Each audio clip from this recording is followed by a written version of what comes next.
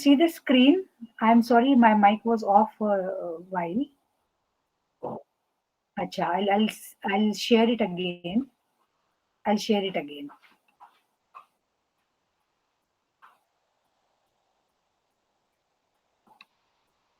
Okay, is it visible now? Again? Yes. Yes, Okay, ma'am. yeah, fine. So सबको नमस्कार और अब हम शुरू करते हैं। लेक्चर की शुरुआत में मुझे आपको ये बताना पड़ेगा कि हिंदी मेरी मातृभाषा तो है नहीं और मैंने हिंदी में शिक्षा प्राप्त नहीं की है। मैं हिंदी पढ़ सकती हूँ, थोड़ा बहुत बोल सकती हूँ, इसलिए शायद ऐसा हो सकता है लेक्चर के बीच में कि अ, कुछ शब्दों के लिए मुझे अंग्रेजी पर्याय इस्तेमाल करने पड़ेंगे। तो आप समझ लीजिएगा, अगर कोई दिक्कत आती है तो आप अपना हैंड रेज करके पूछ सकते हैं। तो मैं ये लेक्चर जो है ये कोई वन वे ट्रैफिक जैसा नहीं करना चाहती। आप बीच में बोल सकते हो, आप सिर्फ हैंड रेज करोगे और बीच-बीच में मैं अपना शेयरिंग जो है स्क्रीन का वो बंद करके फिर देखूँगी कि अगर किसी को कुछ अड़चन है या पूछना चाहते हैं, कोई प्रश्न है तो बीच में हम ले सकते हैं। दूसरी बात ये है कि हम 10 मिनट का बीच में एक टी ब्रेक भी लेंगे क्योंकि 2 घंटे लगातार बोलना और थोड़ा सैद्धांतिक रूप में बोलना, ये थोड़ा ज़्यादा हो जाता है। समझने के लिए भी थोड़ा ज़्यादा हो जाता है उसका डोज़, तो हम बीच में एक 5-10 मिनट का कुछ तो छोटा-सा ब्रेक ले लेंगे। करीब 5 बजे, 5 या 5:10 तक हम छोटा ब्रेक ले लेंगे और फिर हम शुरू रखेंगे 6 बजे तक। ठीक है। तो मैं जो अभी बात करूँगी उसका शीर्षक जो है वो है अनुवाद और सांस्कृतिक परिप्रेक्ष्य या सांस्कृतिक बातें जो कभी-कभी अड़चन के रूप में आ जाती है, कभी-कभी सहायक होती है और कभी-कभी नहीं होती है। तो पहले हम शुरुआत करेंगे कि अ, भाषा क्या है, भाषांतर क्या है, संस्कृति क्या है और संस्कृति का कौन-सा वो पक्ष है या कौन से वो पक्ष होते हैं जो अनुवाद की प्रक्रिया में कभी सहायक होते हैं और कभी-कभी कोई समस्या खड़ी कर देते हैं। तो पहले मैं बात करूँगी कि भाषांतर सांस्कृतिक परिप्रेक्ष्य की नज़र से देखते हुए किस तरह से हमें प्रतीत होता है या किस तरह से हम उसे जान सकते हैं। पहली बात ये है कि हम भाषा का इस्तेमाल कर रहे हैं और इसीलिए तो हम उसे भाषांतर या अनुवाद कह रहे हैं। तो हमारा जो माध्यम है वो भाषा है और भाषा वैसे क्या होती है? तो भाषा तो एक अर्थ तैयार करने की व्यवस्था होती है और ये जो अर्थ है वो हमें लगता है कि शब्दों में पहले से रखा हुआ होता है, पर कभी-कभी ऐसी परिस्थितियाँ बन जाती है कि हम उसका अर्थ निकाल लेते हैं या हम हमारे मन से उसका जो एक निवेदन होता है, इंटरप्रिटेशन होता है, वो कर लेते हैं। इसलिए भाषा का असली रूप जो भाषा के शास्त्रज्ञ होते हैं, जो भाषा का अभ्यास करते हैं, वो लोग ये मानते हैं कि ये तो एक प्रक्रिया है जो निरंतर चलती रहती है और उसमें कभी-कभी मौखिक रूप से होती है, कभी-कभी लिखित रूप से होती है। तो उसमें एक पक्ष होता है जो भाषा का निर्माण करता है, चाहे वो जैसे मैं अभी कर रही हूँ, मैं कुछ आवाज़ें निकाल रही हूँ और चूँकि आप हिंदी जानते हैं, इसलिए उसका अर्थ आपकी समझ में आ रहा है। अगर मैं यहाँ रशियन भाषा में बातें करती, तो शायद आपको कुछ समझ में नहीं आता और फिर आपको लगता कि आप तो सिर्फ़ आवाज़ें सुन रहे हो।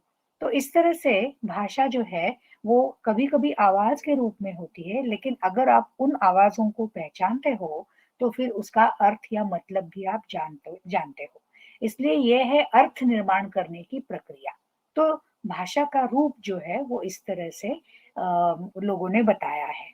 अब जब ये प्रक्रिया है, तो ज़ाहिर है कि कभी ये प्रक्रिया पूरी होती है, कभी पूरी नहीं होती है, कभी आसानी से पूरी होती है और कभी-कभी वो अम, बहुत मतलब अटक-अटक के या रुक-रुक के चलती रहती है। कभी-कभी उसमें से कुछ गलत अर्थ भी निकल जाते हैं और कभी-कभी उससे लोगों के बीच में दरारें भी पड़ सकती है। तो इस तरह से लैंग्वेज का या भाषा का जो काम है, वो चलता रहता है। ये हमें क्यों ध्यान में रखना है? क्योंकि हम अनुवाद की अगर बात कर रहे हैं, तो अनुवाद पढ़ने वाले लोगों को भाषा समझ में आनी चाहिए और उनके मन में अगर अर्थ निर्माण हो रहा है, जो वो पढ़ रहे हैं उससे, तभी जाके वो कहेंगे कि ये सफल अनुवाद है।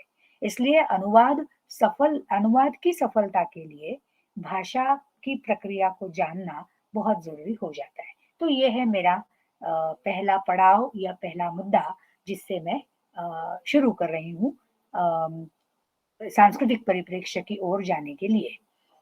अब दूसरी बात ये है जैसे आप स्लाइड पे सब मुद्दे जो है वो देख सकते हैं कि हम ऐसे मानते हैं कि भाषांतर या अनुवाद जो है वो एक ऐसी प्रक्रिया है जैसे कि हम किसी चीज़ को एक डिब्बे में से उठा के दूसरे डिब्बे में डाल देते हैं। तो वो चीज़ जो है वो पहले डिब्बे में जो थी बस वही सही-सही चीज़ दूसरे डब्बे में आ जाती है। पर ये तो हम किसी साहित्य की मतलब जो हाथ से हम छू सकते हैं, देख सकते हैं, ग्रहण कर सकते हैं, ऐसी चीज़ों के बारे में, वस्तुओं के बारे में, साहित्य के बारे में बोल सकते हैं। पर क्या ये हम अर्थ के बारे में इसी तरह से बोल सकेंगे?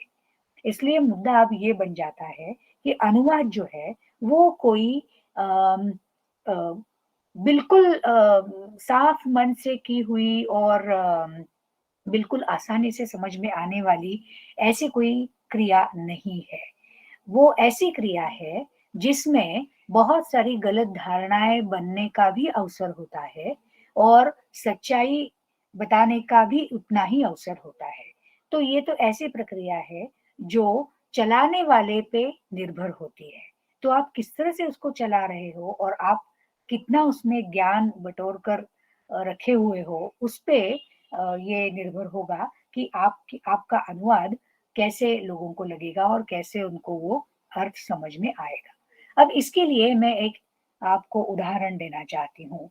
अ, जब भारत में अंग्रेज़ों का राज था, तब उसके पहले-पहले सालों में कुछ विद्वान यूरोपीय देशों से यहाँ पे आए थे और उन्होंने भारत का साहित्य और भारत के धर्म ग्रंथ पढ़ने की चेष्टा की थी और उसमें उन्हें ये दिखाई दिया कि यहाँ पे एक बहुत ही अच्छी तरह से विकसित हुई ऐसी एक संस्कृति है और फिर वो उसके मायने खोजने में लग गए थे।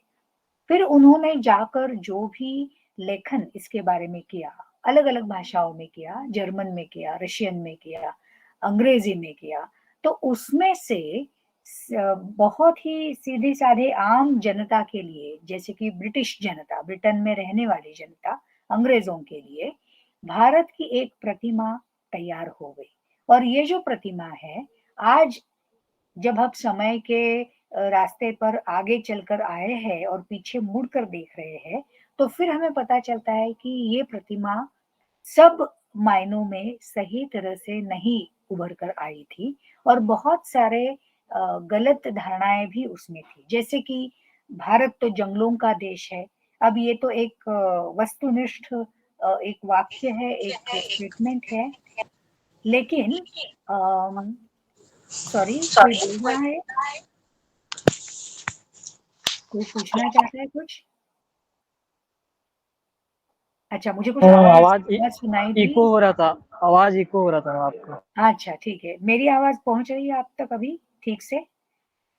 Yes ma'am. हाँ, ओके, तो मैं जारी रखती हूँ। तो मैं ये बता रही थी कि जो भी लेखन किया गया, जो भी साहित्य विकसित हुआ भारत के बारे में, उसमें भारतीय लोग कैसे हैं, भारतीय समाज कैसा है इसके बारे में कुछ-कुछ धारणाएँ गलत तरीके से बन चुकी थी और ये अब आगे चलकर फिर हमें समझ में आया, फिर हम जान गए। एक उदाहरण उसमें ऐसा है कि इटली देश से मार्को पोलो नाम का जो एक प्रवासी था, वो यहाँ पे आया था और उसने ऐसा देखा कि भारतीय लोग रास्ते पर जो जब थूकते हैं, तो उनका खून निकल के आता है और उससे वो बहुत मतलब अचरज में पड़ गया कि ये क्या चीज़ है और उसने उसका वर्णन जो अपने लेखन में किया ट्रैवलॉग में या फिर जो उसने डायरी लिखी थी अपने प्रवास की, उसमें जो लिखा, तो उसने लिखा कि भारतीय लोगों को खून की उल्टियाँ होती है और वो थूकते हैं वगैरह-वगैरह। अब ये क्या चीज़ है? क्या लोग बीमार थे या वो किसी बीमार लोगों के बीच में जाकर पहुँचा था? तो ये बात नहीं है। बात ये है कि पान खाकर लोग थूकते थे और उसका लाल रंग उसे लगा कि वो खून जैसा है। तो अब ये धारणाएँ क्यों बनी और उसने ऐसा क्यों लिखा? क्योंकि वो जानता नहीं था। और क्यों नहीं जानता था? क्योंकि उसके लिए भारतीय लोग, उनकी भाषाएँ, उनके रहन-सहन का ढंग सब कुछ नया था और वो उतना परिचित नहीं था उस वातावरण से। तो ये जैसे सचमुच उसने जो देखा, उसके बारे में भी वो कुछ गलत धारणाएँ बना चुका था। एक्सक्यूज़ मी, फिर से आवाज़ आ रही है, तो प्लीज़ अपनी माइक बंद कर दीजिए, क्योंकि ऐसा तो नहीं चलेगा लेक्चर, कैसे मैं बात करूँगी फिर आपसे?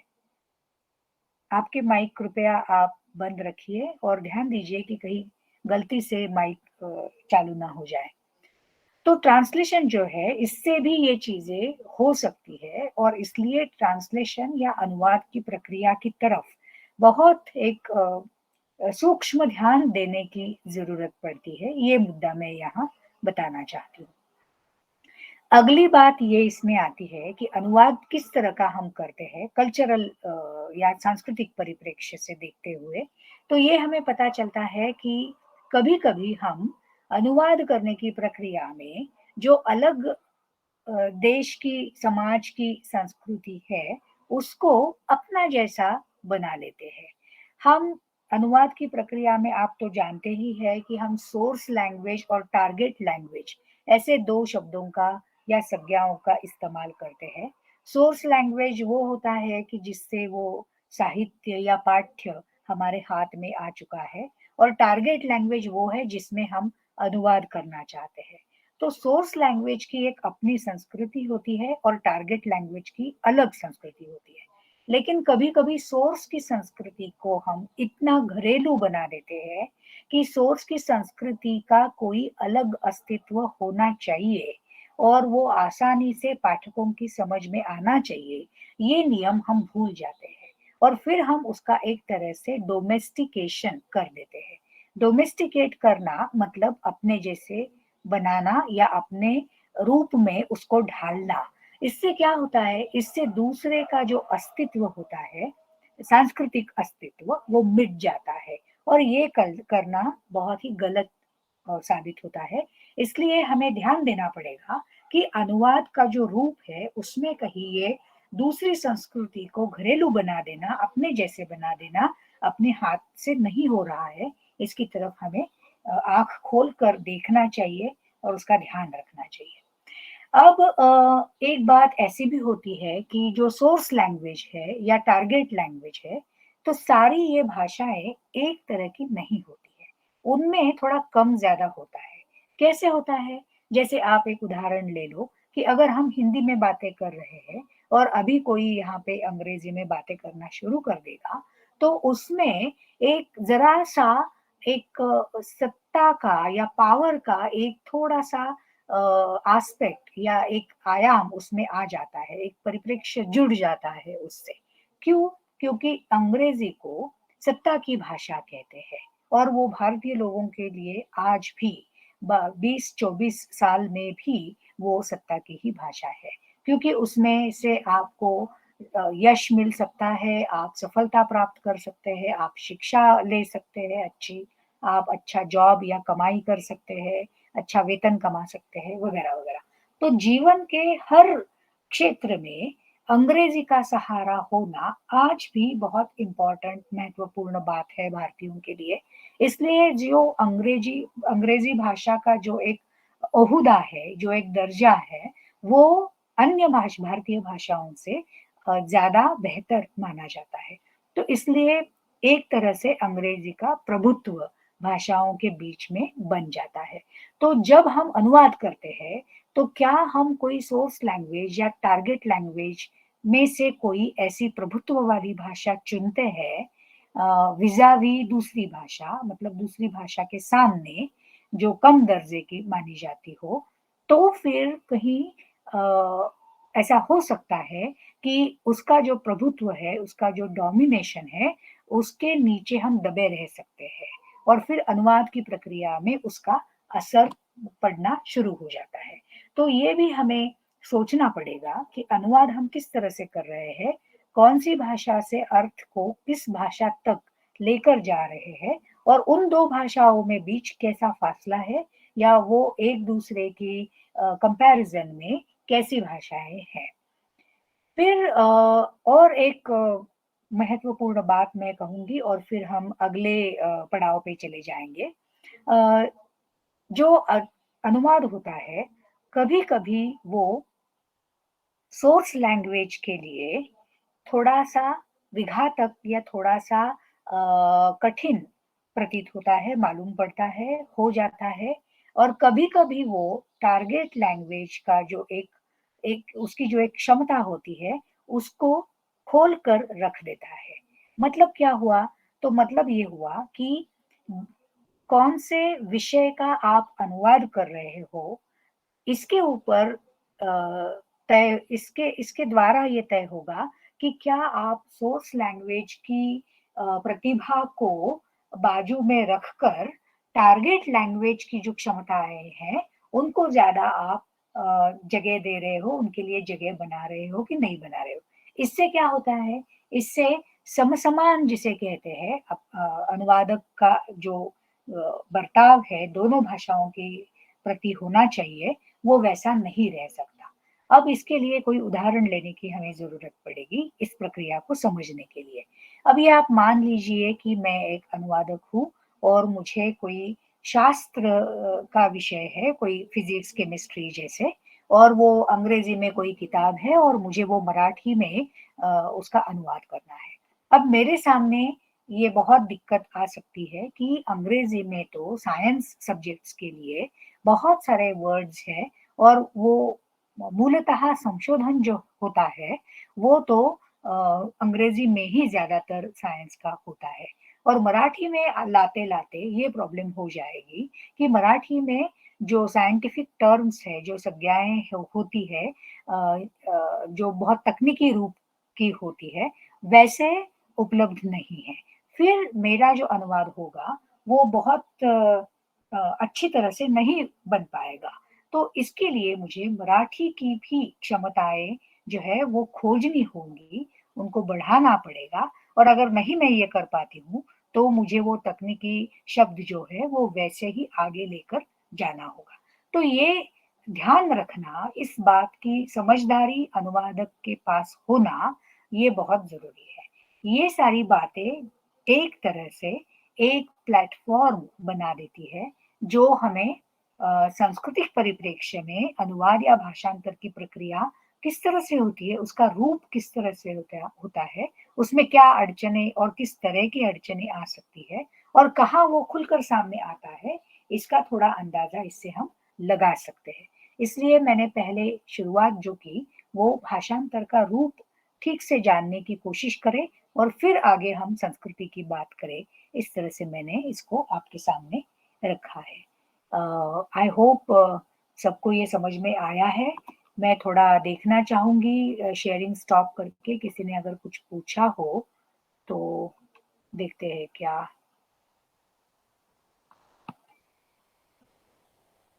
कुछ कहा है किसी ने, रेज हैंड किया है?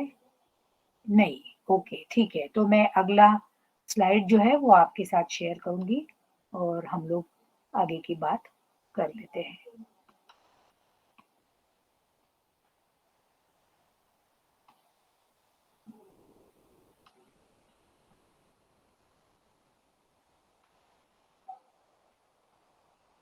ओके, सबको सुनाई दे रहा है और दूसरी स्लाइड दिखाई दे रही है? Yes ma'am. हाँ, ठीक है, ओके। दूसरे स्लाइड में हम इस बात की चर्चा कर रहे हैं कि हम संस्कृति को इतना महत्व क्यों दें और संस्कृति और अनुवाद का रिश्ता किस तरह से होता है। उसमें पहला मुद्दा ये आएगा कि हम सांस्कृतिक परिप्रेक्ष्य की बात या सांस्कृतिक संदर्भ की बात क्यों करें? ये पहला सवाल हमारे सामने है। क्यों संस्कृति, मतलब अगर मैं साइंस की किताब का अनुवाद कर रही हूँ, तो क्या उसमें मुझे संस्कृति की बात ये सोचनी चाहिए?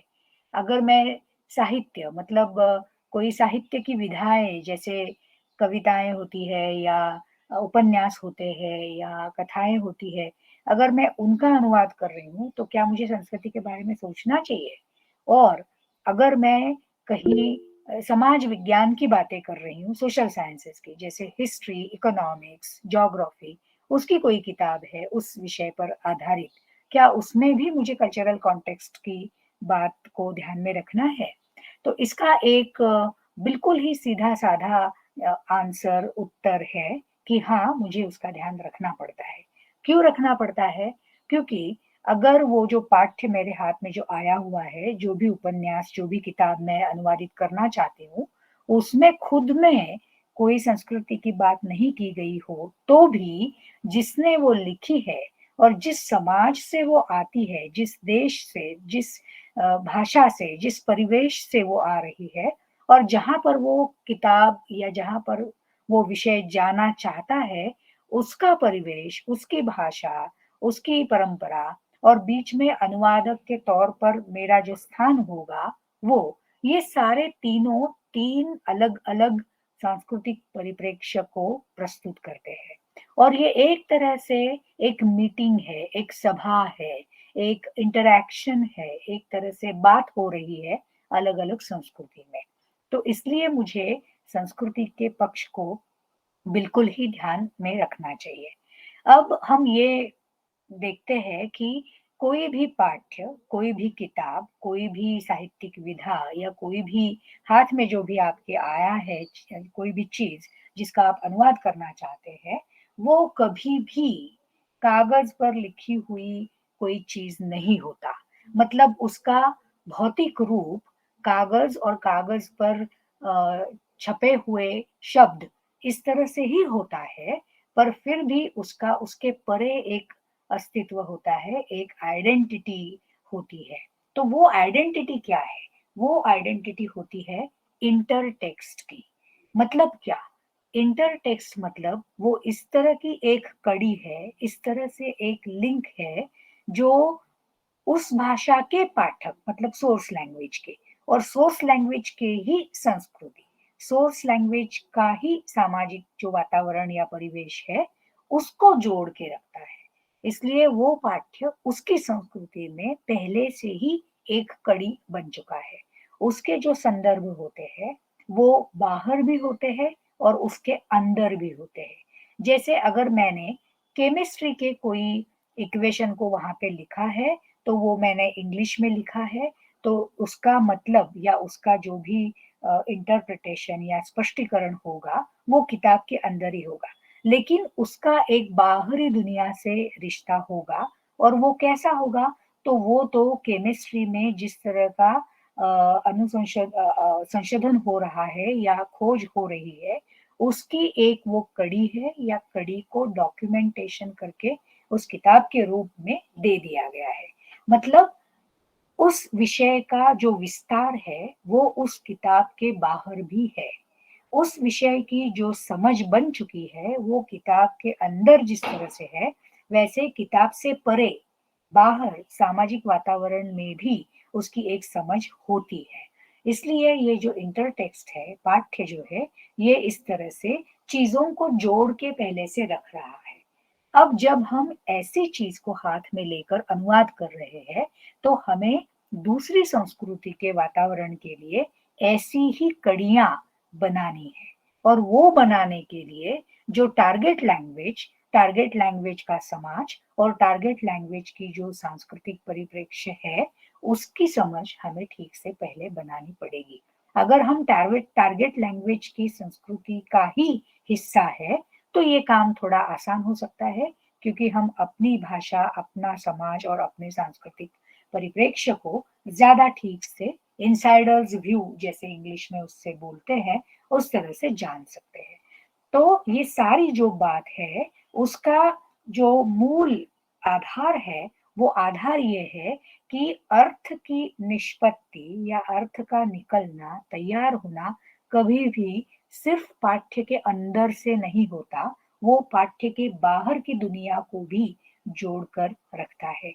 और आप तो जानते हैं कि कभी-कभी किताबों के बारे में आगे चर्चा होती है। किताबें जैसे ही आ जाती है, नई किताबें, किसी ने कुछ लिखा हो, तो बाकी लोग उसके बारे में चर्चा करते हैं, बाकी लोग उसके ऊपर किताबें लिखते हैं या किताबों का परीक्षण करते हैं, और वो जो एक चर्चा है वो उसके आसपास तैयार हो जाती है, बन जाती है। तो इसलिए किताबों का अस्तित्व भौतिक रूप से चाहे सिर्फ पन्नों का क्यों ना हो और शब्द छपे हुए हैं इस तरह से क्यों ना हो, मतलब वो एक जिंदा जो नहीं है ऐसी चीज है, लेकिन फिर भी उसकी एक स्मृति, उसका इतिहास, उसका एक खुद का अपनी एक दुनिया उसकी बन चुकी होती है। तो उसका हमें ध्यान रखना है, क्योंकि उसमें संस्कृति की कोई भूमिका, अहम भूमिका उसमें होती है। फिर आगे चलकर इसी स्पष्टीकरण से एक और मुद्दा निकल के आएगा, और वो ये है कि अनुवाद हमेशा एक तरह से एक क्रिया है, उसका एक आप उससे एक चीज आप निकाल रहे हो, जैसे अनुवादित की हुई किताब आप निकाल रहे हो, लेकिन वो खुद भी एक सांस्कृतिक प्रोडक्ट है, एक सांस्कृतिक चीज है।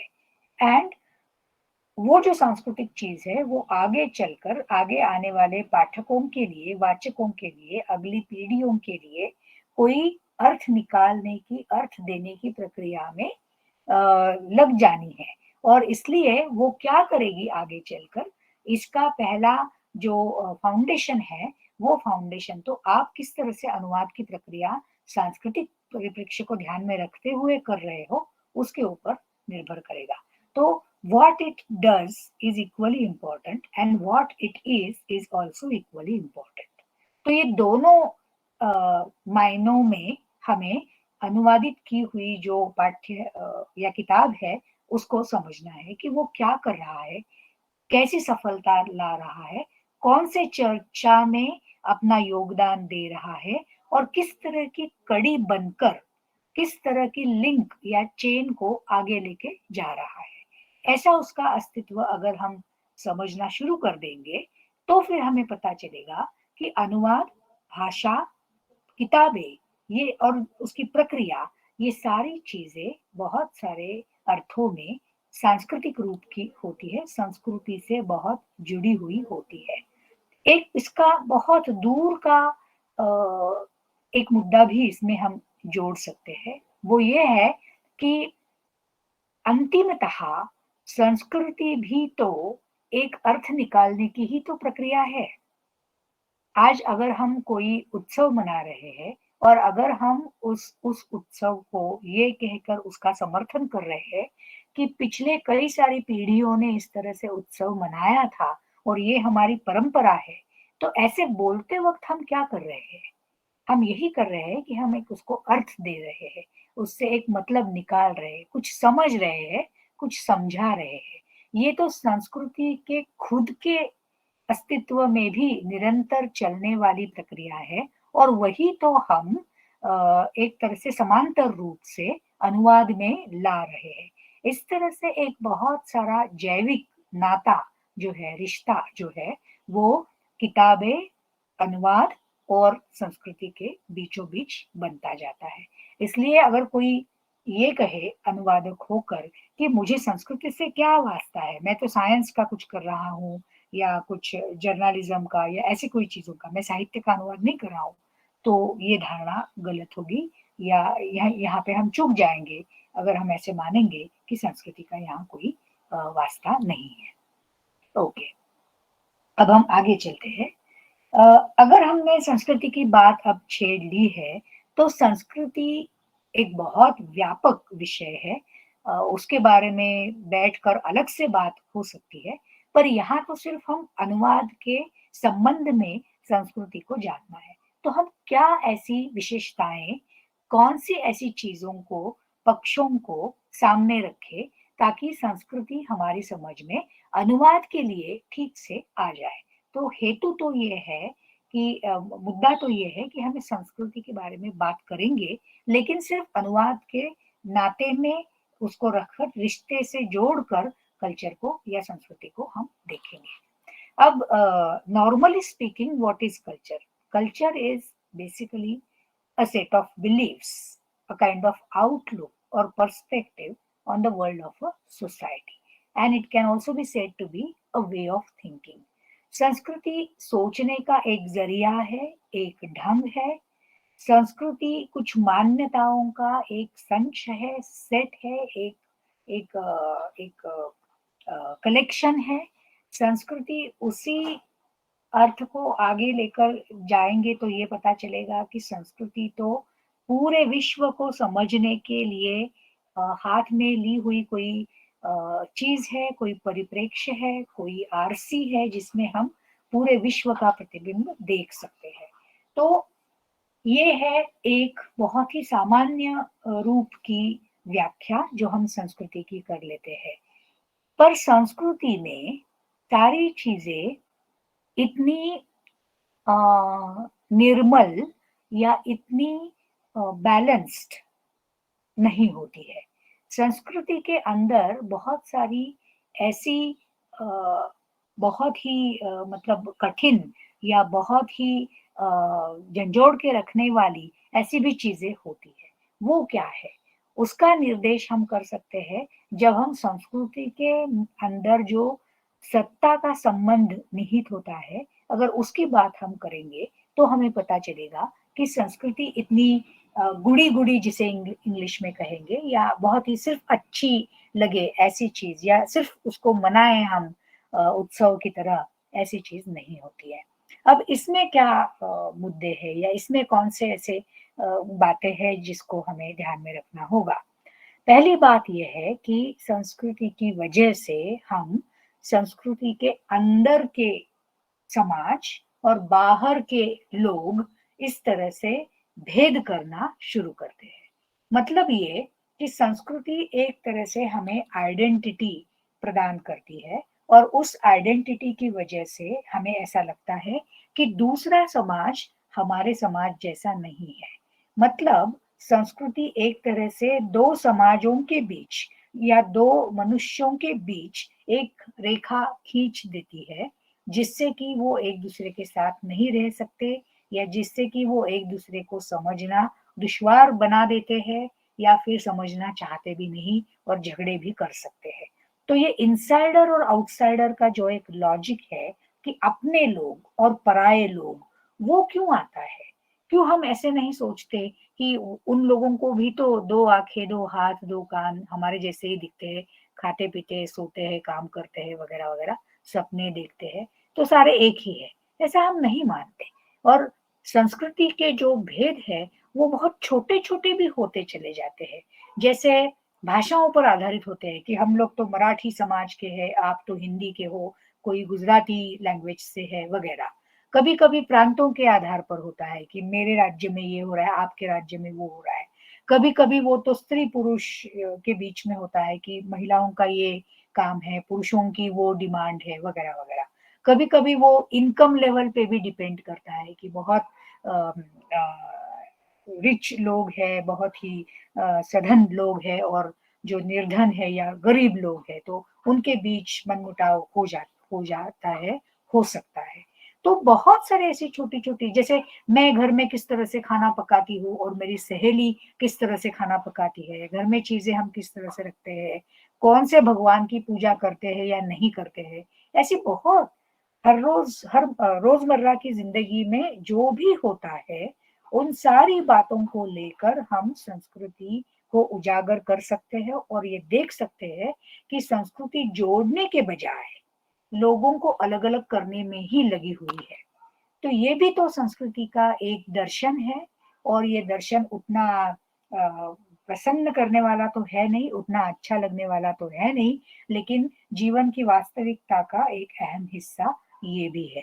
इसलिए मैंने शुरुआत ऐसे की कि संस्कृति की जब बात चलेगी तो आप कृपया ऐसे ना माने कि संस्कृति तो कोई एक म्यूजियम में जैसे सजाकर चीजें रखी जाती है उस तरह से है, और हम सिर्फ उसको देख के आ रहे हैं, और हमारे इच्छाओं में, हमारे संकल्पों में, हमारी सिद्धियों में और हमारी रोजमर्रा की जिंदगी में उसका कोई वास्ता नहीं है। ऐसी कोई बात नहीं है। फिर आगे चलकर हम ये मुद्दा देखेंगे कि कभी कभी ऐसे शब्द अनुवाद करते वक्त सामने आ जाते हैं, जैसे कभी कभी प्रोवर्ब्स आ जाती है, या जिसको हम वाक प्रचार कह सकते हैं, और कोई कहावतें आ जाती है। अब ये कहावतें फॉर एग्जाम्पल बहुत एक अच्छा उदाहरण है, सच में पूछे तो कहावतों का, कि कहावत अगर हम इस्तेमाल करना चाहते हैं तो ये तो हमें पक्का पता है कि सोर्स लैंग्वेज में जिस लेखक ने उस कहावत का प्रयोग वहां पे किया है, तो वो कहावत उसने अन्य शब्दों की तरह खुद तो नहीं निर्माण की है, खुद ने नहीं बनाई है, तो फिर वो कहावत उसके पास आई कैसे? तो वो तो जिस समाज का और भाषा का हिस्सा है वहां से आई है, मतलब उस समाज से आई है। वो एक सामाजिक अनुभव का हिस्सा है जो लेखक ने उठाकर अपने निजी लेखन में उसका प्रयोग वहां पे किया है। तो भाषा भी, लेखक की निजी भाषा कभी कभी बिल्कुल भी नहीं होती। वैसे भी तो कोई शब्द हमारा शब्द तो होता नहीं, हम बचपन से कोई भाषा सीखते हैं तो फिर आगे चलकर उसका इस्तेमाल करते रहते हैं। इस नाते से भी तो भाषा हमने ले ली है उधार में, और हम उसको इस्तेमाल कर रहे हैं। उस तरह से लेखक की भी तो भाषा है। हाँ, कभी कभी लेखक की भाषा कुछ खास हो जाती है, क्योंकि अच्छी लगती है पढ़ने में, और शब्दों का सब शब्दों की रचना, वाक्यों की रचना इस तरह से होती है कि उसमें एक सौंदर्य की अनुभूति आ सकती है और अच्छा लगता है हमें। तब हम कहते हैं कि ये तो इनकी शैली है लिखने की। पर फिर भी भाषा को ओन करना, भाषा के ऊपर खुद का स्वामित्व प्रस्थापित करना किसी के बस की बात नहीं है। और इसी तरह से हम देखते हैं कि कहावतें जो आती है वो भी तो समाज का ही हिस्सा होती है, समाज की देन होती है। तो वो कलेक्टिव एक्सपीरियंस कहावतों के अंदर बंद करके अ, अपने पास, मतलब पाठकों के या लेखक के पास आता है, और उस अनुभव को की तरफ निर्देश करने के लिए, वहां पर उंगली दिखाने के लिए, उंगली उठाने के लिए लेखक उसका इस्तेमाल कर रहा होता है। तो ये जो है कि अगर वो कलेक्टिव एक्सपीरियंस भाषा बता रही है, तो जाहिर है कि वो सांस्कृतिक पक्ष लेके आ रही है, और उसमें जो शब्द कहावतों के अंदर इस्तेमाल किए गए हैं वो तो उस संस्कृति का एक कुछ तो अर्थ लेके आ रहे हैं। मैं यहाँ पे एक एग्जाम्पल, एक उदाहरण आपको दूंगी, अच्छी तरह से ये आपके समझ में आ जाए इसलिए। जैसे मराठी में एक ये है कहावत है, नकटीच्या लग्नाला 1700 विघ्न। नकटी is kind of a girl who is not very good looking, उसका उसका नाक ठीक नहीं है, वो अच्छी दिखती नहीं है। तो ऐसी लड़की का ब्याह रचने के लिए बहुत सारी कठिनाइयां आएंगी। नकटीच्या लग्नाला, लग्न इज ब्याह, विवाह, 1700 इज 1700, बहुत सारे 1700 विघ्न, संकट उसमें आ जाते हैं, ऐसा इसमें कहा गया है। अब ये जो इसमें अर्थ है वो अर्थ ये है कि अगर पहले से आपके पास कुछ नहीं है चीज, तो फिर कार्य सिद्धि में बहुत सारी अड़चन पैदा हो जाएंगी। तो ये जो अनुभव है वो सबका होता है और हर रोज का होता है, और इसमें इसमें सजाकर, कहावतों के अंदर उसको सजाकर रख दिया गया है। इसलिए ये एक सांस्कृतिक परिप्रेक्ष्य लेकर आने वाली कहावत यहाँ पे है। इसलिए भाषा भाषा नहीं है, उसके अंदर बिल्कुल पूरी तरह से संस्कृति घुसकर बैठी है। इसलिए संस्कृति का पक्ष को अनदेखा करना ये अच्छा नहीं होता है अनुवाद के कार्य के लिए। अब इसी का एक और जो मुद्दा आएगा वो अब हम उसकी चर्चा करेंगे। 1 मिनट।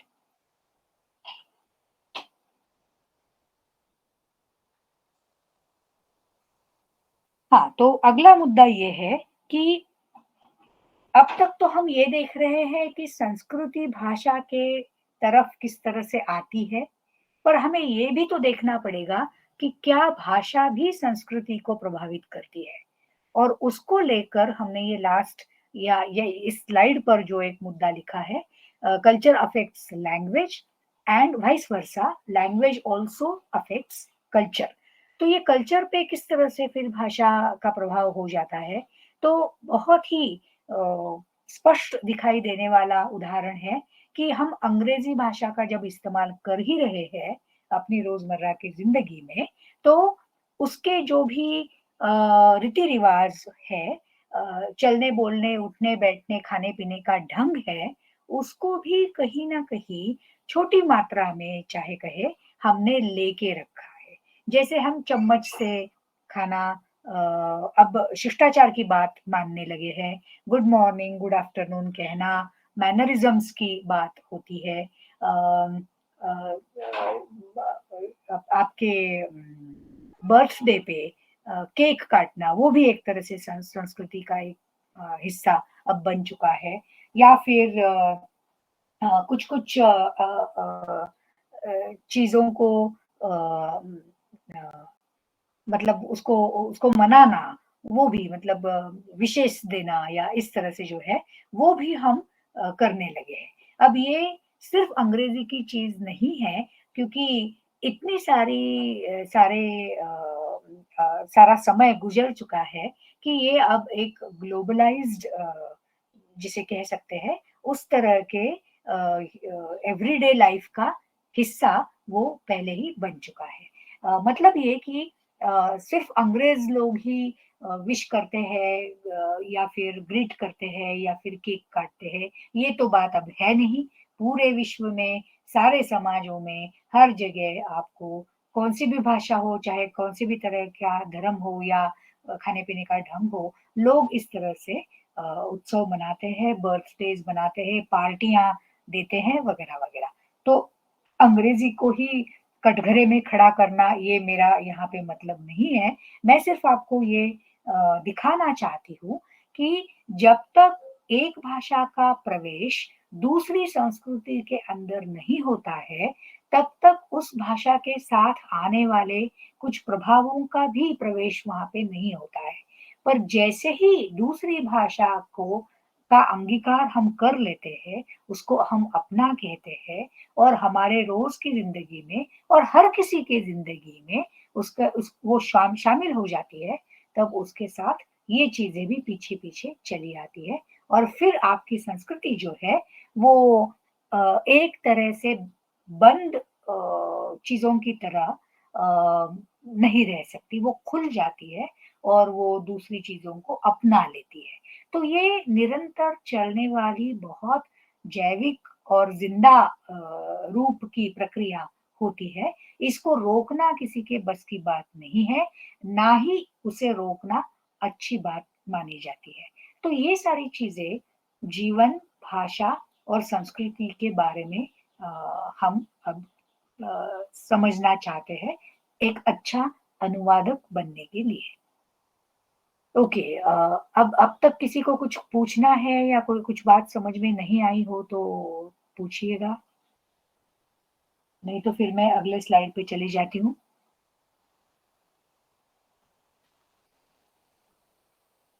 कुछ पूछना है किसी को? ठीक है, अगर आपको कोई हेलो।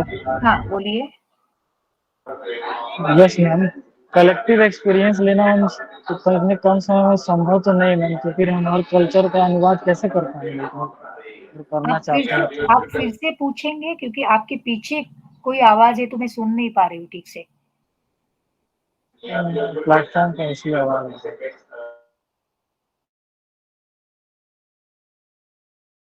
मुझे ठीक से सुनाई नहीं दे रहा है।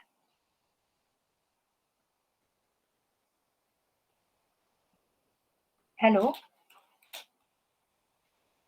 हेलो। ठीक है, जितना हाँ बोलिए।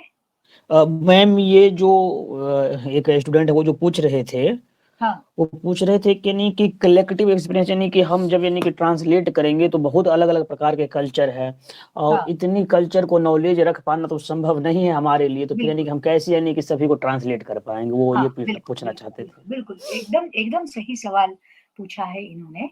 पर उसका जवाब भी उन्हीं के सवाल में छिपा हुआ है। और वो जवाब ये है कि अनुवादक जब करते हैं अनुवाद, भाषांतर करते हैं, तो ऐसी कोई जरूरी ऐसे कोई बात जरूरी नहीं है कि वो सारे संस्कृति का या एक संस्कृति का पूरा ज्ञान रखे।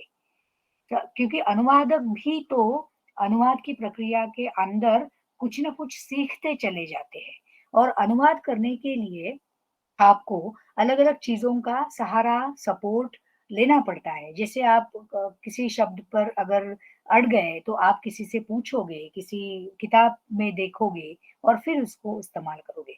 और एक बात ज़ाहिर ज़ाहिर है, वो ये है कि सारी संस्कृतियों का अनुवाद और सारी भाषाओं का अनुवाद एक अनुवादक कहाँ करता है? आप अपनी जो भाषा है जिसमें आप अनुवाद कर रहे हो, और दूसरी भाषा मतलब जिस भाषा से अनुवाद कर रहे हो, बस ये 2 भाषाओं का ही ज्ञान तो आप रखोगे। हो सकता है कि आप 3 या 4 भाषा जानते हो, तो उतना ज्ञान आपको आ जाएगा। तो ये जो मतलब ये एक तरह से भ्रम पैदा हो गया है शायद मेरी बात से, कि बहुत सारी संस्कृतियाँ हैं, वो तो है जग में, पर उन सभी का ज्ञान रखना है, ऐसी कोई बात नहीं है। आपकी एक खुद की भाषा होगी जिसमें आप अनुवाद करोगे, तो that would be target language, और जहाँ से अनुवाद के लिए जो टेक्स्ट है, जो पाठ्य है वो आ रहा है, वो है सोर्स लैंग्वेज। तो जैसे अगर मैं करूँगी तो मैं इंग्लिश से मराठी कर सकती हूँ, हिंदी से मराठी कर सकती हूँ, मराठी से हिंदी कर सकती हूँ और मराठी से अंग्रेजी में भी कर सकती हूँ। तो मेरे लिए भाषाएँ तो 3 ही बनी, मराठी, अंग्रेजी और हिंदी। तो इन तीनों का अगर मुझे ध्यान है तो अच्छी बात है। और इसीलिए तो और एक मैं इसमें बात जोड़ना चाहती हूँ कि अनुवाद कभी परिपूर्ण नहीं होता, उससे और अच्छा अनुवाद कोई और कर ही सकता है। तो हमें तो मतलब एक परफेक्ट ट्रांसलेशन की तरफ बढ़ना चाहिए।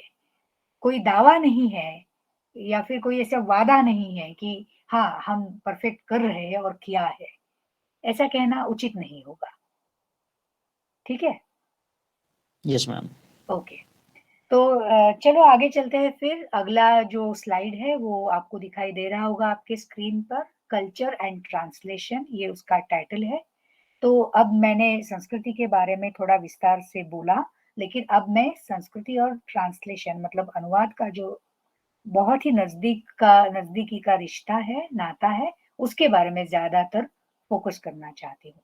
तो इसमें पहला मुद्दा ये आता है कि अ, ट्रांसलेशन में जो समस्याएँ पैदा होती है, वो किस तरह से होती है? तो पहली बात उसमें है कि कुछ-कुछ चीज़ें अपने यहाँ होती ही नहीं है, तो फिर हम उसको ट्रांसलेट कैसे करें? जैसे मराठी के स्कूली किताबों में एक अंग्रेजी की पोएम थी, जिसमें पुडिंग, ये एक खाने की जो चीज़ है, जो इंग्लैंड में बनती है, यूरोप में कई देशों में बनती है, तो उसका ज़िक्र था। अब ये पुडिंग नाम की जो चीज़ है, वो अपनी खाद्य संस्कृति में है ही नहीं, तो फिर पुडिंग का अनुवाद हम कैसे करें? क्या उसे हम बर्फी कहें या कोई उपमे जैसी चीज़ कहें या क्या कहें? तो 2 रास्ते इसमें से होते हैं कि कभी-कभी आप वही शब्द का इस्तेमाल करें और उसका स्पष्टीकरण कहीं तो दे दें। अगर ये करना संभव नहीं है, तो फिर आप उसके नज़दीक जाने वाली कोई चीज़ वहाँ पे बताएँ। तो कभी-कभी ऐसी वस्तुएँ होती हैं, खाने-पीने की हो, रोज़ की ज़िंदगी की हो, इस्तेमाल करने की फर्नीचर के आइटम्स हो, घरों की जो रचना होती है वो हो, या बाहर का जो वातावरण है, जैसे बर्फ मेरे गाँव में तो कभी गिरती नहीं, तो अगर मैं बर्फ के बारे में कोई कथा है और उसका अनुवाद कर रही हूँ, तो मैं कैसे जानूँ? मुझे खुद तो उसका अनुभव है नहीं। तो ऐसी चीज़ों की अड़चनें या समस्याएँ आ जाती है, जिन्हें हम ठीक से जानते नहीं हैं, जिन्हें हमने कभी देखा नहीं, छुआ नहीं, ग्रहण नहीं किया, तो ऐसे चीज़ों को हम कैसे इसमें लाएँ? जैसे कॉन्क्रीट चीज़ मतलब छू सकते हैं, देख सकते हैं, सूंघ सकते हैं, ऐसी वाली चीज़ें होती है। वैसे ही एब्स्ट्रैक्ट मतलब अमूर्त, जो दिखाई नहीं देती, जिसको छू नहीं सकते, ऐसी भी चीज़ें होती हैं। कोई भावनाएँ होती है, कोई धार्मिक तरह की कोई मान्यताएँ होती है, कोई सामाजिक चीज़ें होती है। जैसे भारत के अंदर कोई भी भाषा या कोई भी प्रांत हो, बड़ों को के पैर छूकर उनको नमस्कार करना, ये एक अच्छी बात मानी जाती है, एक संस्कार की बात मानी जाती है।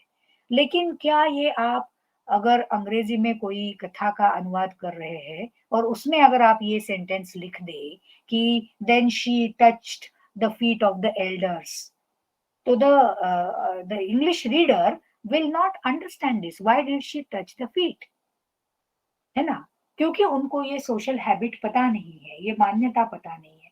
तो इसके लिए आपको वो जो वाक्य है उसको थोड़ा विस्तार करके टू शो हर रिस्पेक्ट, ऐसे कुछ तो उसमें जोड़ना पड़ेगा। तो इस तरह से चीजें होती है जो वस्तुओं के रूप में आ सकती है, धारणाएं या मान्यताओं के रूप में आ सकती है। कभी कभी अब आजकल जो ये हम देखते हैं कि बहुत मूल तत्ववादी बातें की जाती है, तो ऐसी जो सामाजिक स्थितियां बनती है, जो दंगे होते हैं, तो उस तरह के दंगे बाहर नहीं होते या फिर उन कारणों के लिए बाहरी देशों में नहीं हो रहे हैं, तो फिर उनको आप ये कैसे समझाएंगे कि क्या मतलब है कि किसी चीज को तोड़ फोड़ देना, या कहीं कोई बैनर लटका के आना, या कहीं कोई वाक्य लिख के आना, या सभा में किसी ऐसे चीज का बयान करना जो दूसरों को अच्छी ना लगे और वो दंगे का कारण हो सकता है आगे चलकर। तो ये जो सारी सामाजिक स्थितियां हैं वो हर जगह नहीं होंगी, इसलिए इनका अनुवाद करते वक्त आपको थोड़ा और ध्यान रखना पड़ेगा कि आप क्या शब्दों में वो अर्थ लाने की कोशिश कर रहे हैं। अब इसमें और खाने की चीजें जोड़ सकते हैं, कोई आर्थिक चीजें, आर्थिक बातें हो सकती है, कोई राजकीय समझ की भी बात उसमें आ सकती है। तो इसलिए कल्चर और ट्रांसलेशन का एक तरह से दोहरा नाता है।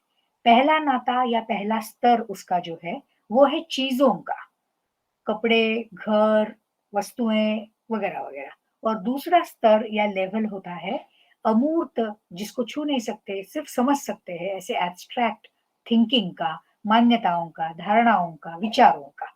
तो इसमें से आप कैसे जूझते हैं इन अर्थों को, क्योंकि वस्तु तो नहीं आप किताब में रख कर दे रहे, आप उस वस्तु का वर्णन दे रहे हो, उस वस्तु के आसपास जो घटनाएं घटी है उसका बयान आप कर रहे हो, इसलिए आप मतलब समझा रहे हैं, अर्थ निकाल के दे रहे हैं, और भाषा आपका माध्यम है, भाषा के थ्रू आप आगे चल रहे हैं अर्थ की तरफ।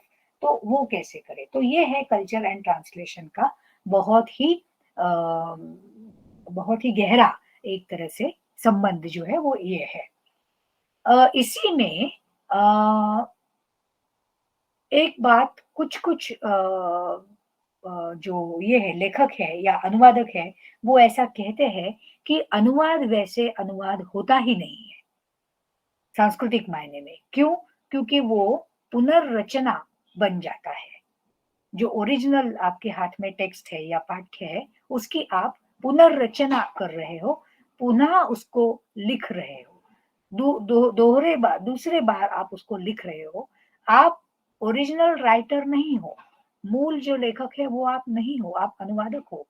पर फिर भी ये जो समानता दिखाई दे रही है वो क्यों दिखाई दे रही है, साम्य क्यों दिखाई दे रहा है? क्योंकि आप अर्थ निर्माण कर रहे हो जैसे लेखक ने पहले किया है। इसलिए रीराइट करने में आप कितना कितनी स्वतंत्रता ले लोगे या कितनी सहूलियत ले लोगे और किस तरह का अर्थ निर्माण करोगे, उसकी तरफ आपका ध्यान होना पड़ेगा, क्योंकि मूल किताब से, मूल अर्थ से बहुत लंबा जाना, दूर जाना अच्छा नहीं माना जाता है। इसलिए रीराइटिंग की प्रक्रिया है, पुनर्लेखन की प्रक्रिया है, इसको हमें ध्यान रखना है। ओके, तो अब यहाँ तक मैंने बोला, कहा, समझाया। अब आगे चलकर हम कुछ और चीजों का भी इसमें देखेंगे, पर तब तक मैं सोचती हूँ कि अभी 5:10 हो रहे हैं, तो कुछ हम 5 मिनट का छोटा सा ब्रेक ले लेंगे और फिर वापस आ जाएंगे। ठीक है, तो हम लोग फिर से 5:15 पर आ जाते हैं। ठीक है, थैंक यू।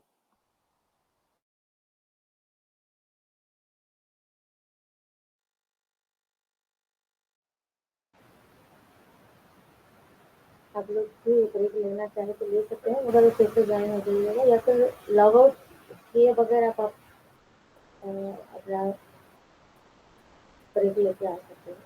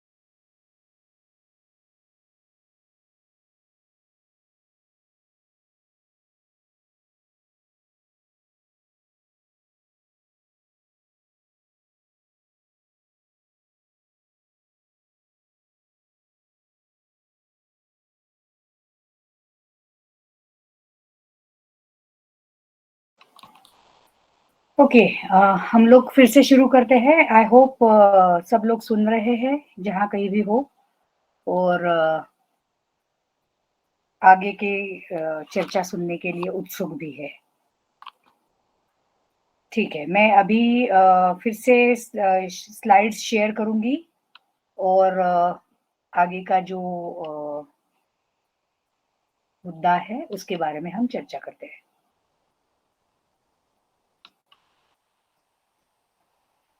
ओके, स्लाइड दिखाई दे रही है क्या, बताइएगा। Yes ma'am. हाँ, ठीक है। तो मैंने आपको ब्रेक के पहले इस मकाम पे लाकर रखा था कि संस्कृति और अनुवाद की प्रक्रिया में सब कुछ साफ सुथरा, आसानी से हो जाने वाला, जल्दी हो जाने वाला ऐसा नहीं है। उसमें अड़चने, समस्याएं बहुत आती है, और गलत धारणाएं भी बन सकती है। तो ये सारी चीजें हमने अब तक बोली है।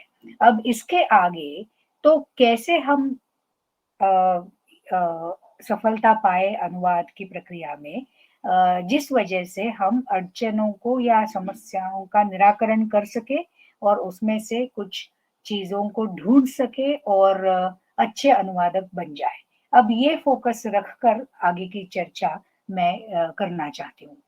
पहली बात ये है, इसलिए मेरी जो स्लाइड आपको दिखाई दे रही है उस पे वेज आउट ये शीर्षक से ये स्लाइड बनाई गई है, जिसका मतलब है कि इन समस्याओं से जूझने के लिए क्या क्या तरीके हो सकते हैं।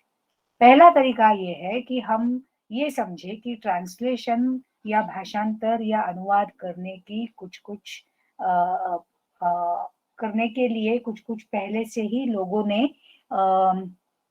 स्ट्रैटेजीज बना के रखी है। मतलब सोच बना के रखी है कि किस तरह से हम इस समस्या का निराकरण कर सकते हैं।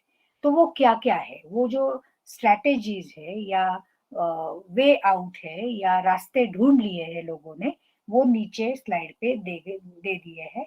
उसमें से एक एक का हम अ, विस्तार से उसकी बात कर लेंगे।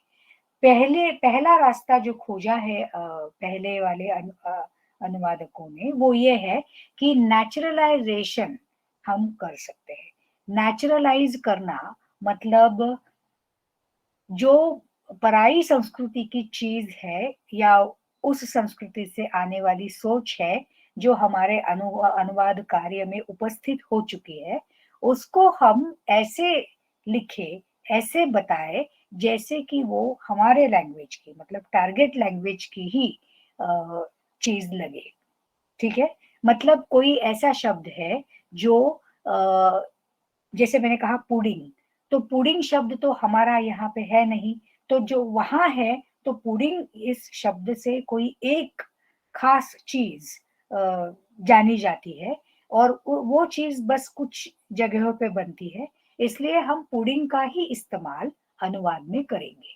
मतलब हिंदी में अगर हम अनुवाद कर रहे हैं, जैसे John's mother gave him a pudding in the morning, अगर ये लाइन है तो हम उसका अनुवाद ऐसे करेंगे कि जॉन की माँ ने सुबह सुबह उसे एक पुडिंग थमा दिया, या पुडिंग दे दिया, पुडिंग बनाया उसके लिए, जो भी है।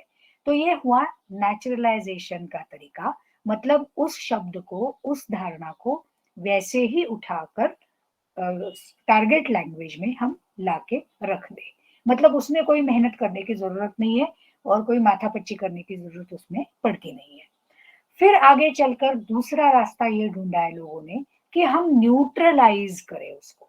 अब न्यूट्रलाइज करने का मतलब ये हुआ कि उसका एक सारांश रूप से हम कुछ तो बोल दे।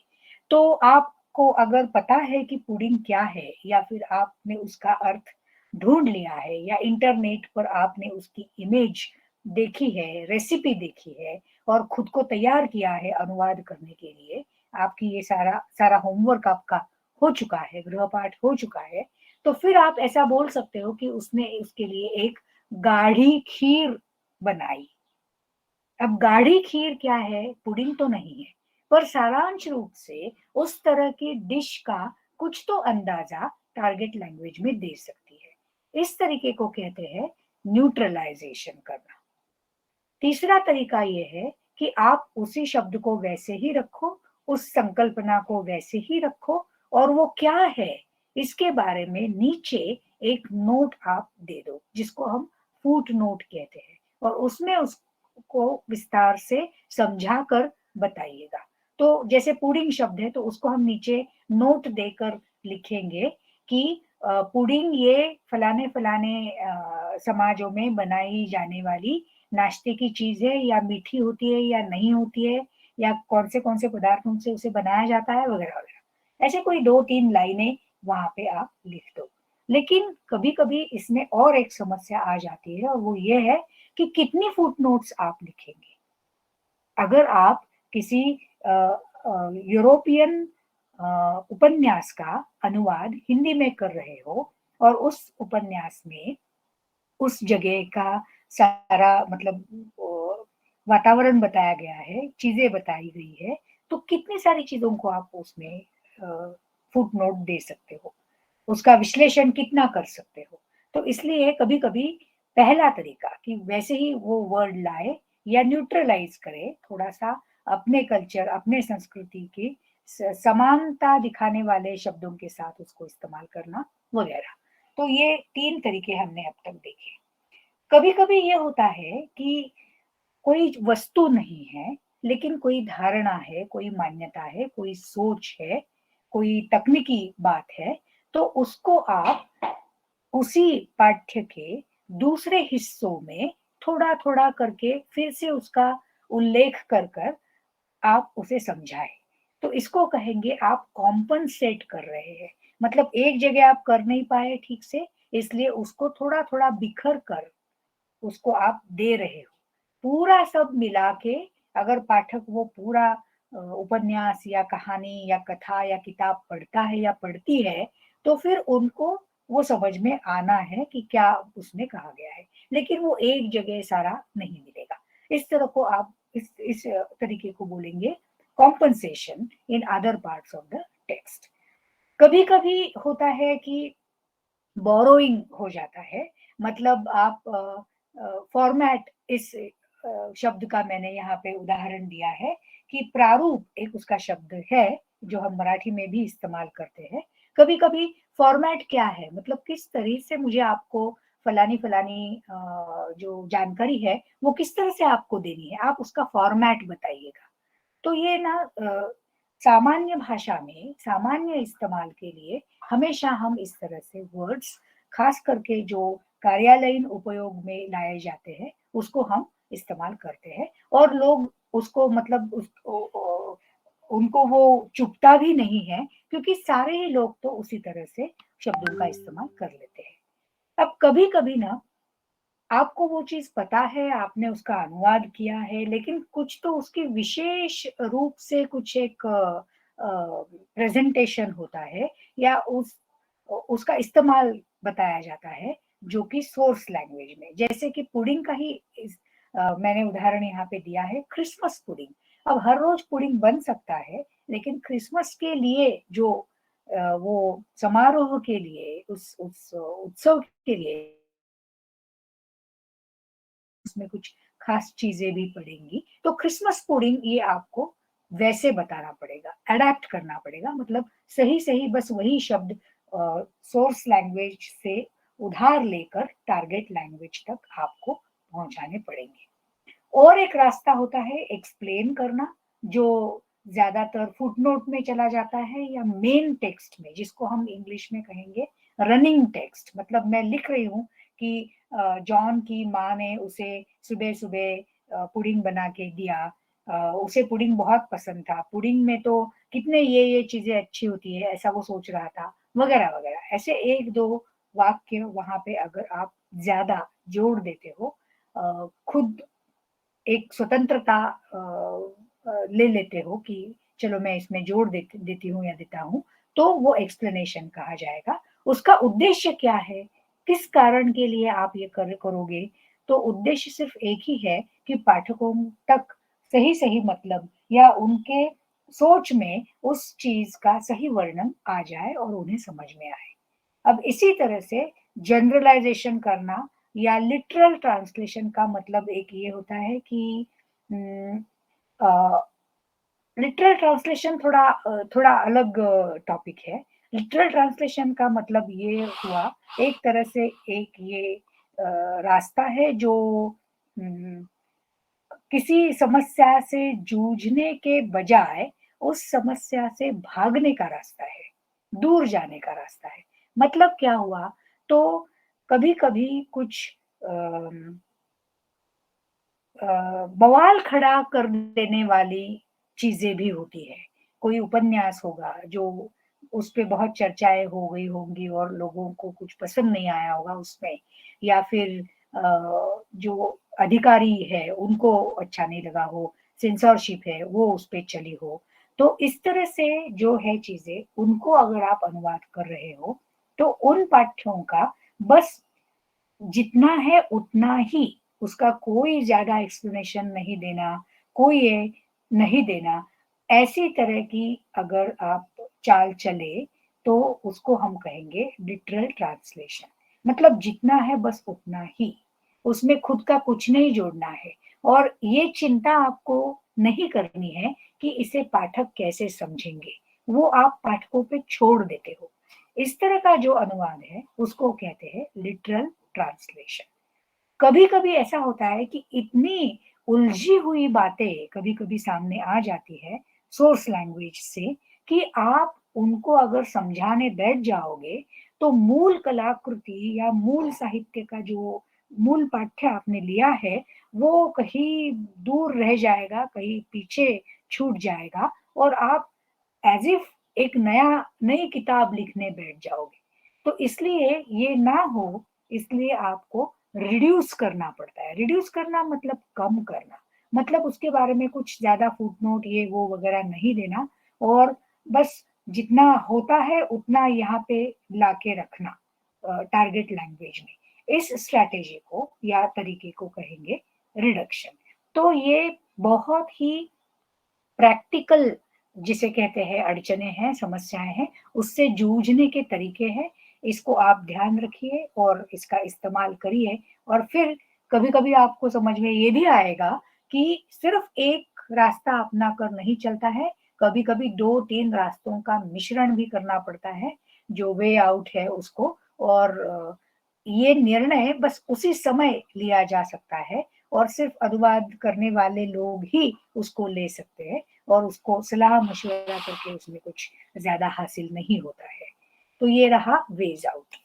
ओके, अब ये जो मैंने उस पिछले वाली स्लाइड में एक लास्ट पॉइंट जो बताया था कि रिडक्शन का, उसको लेकर ये अगली वाली स्लाइड आपके सामने आ गई है, जिसमें मैं चाहती हूँ कि कोई सैद्धांतिक रूप से इस पर विचार हो कि क्यों अनुवाद की प्रक्रिया सांस्कृतिक मायने में अगर जानना चाहे, तो इतनी कठिन क्यों बनाई गई है? या फिर उसको इतना उस पे ध्यान देने की क्यों ज़रूरत है? और उसमें क्या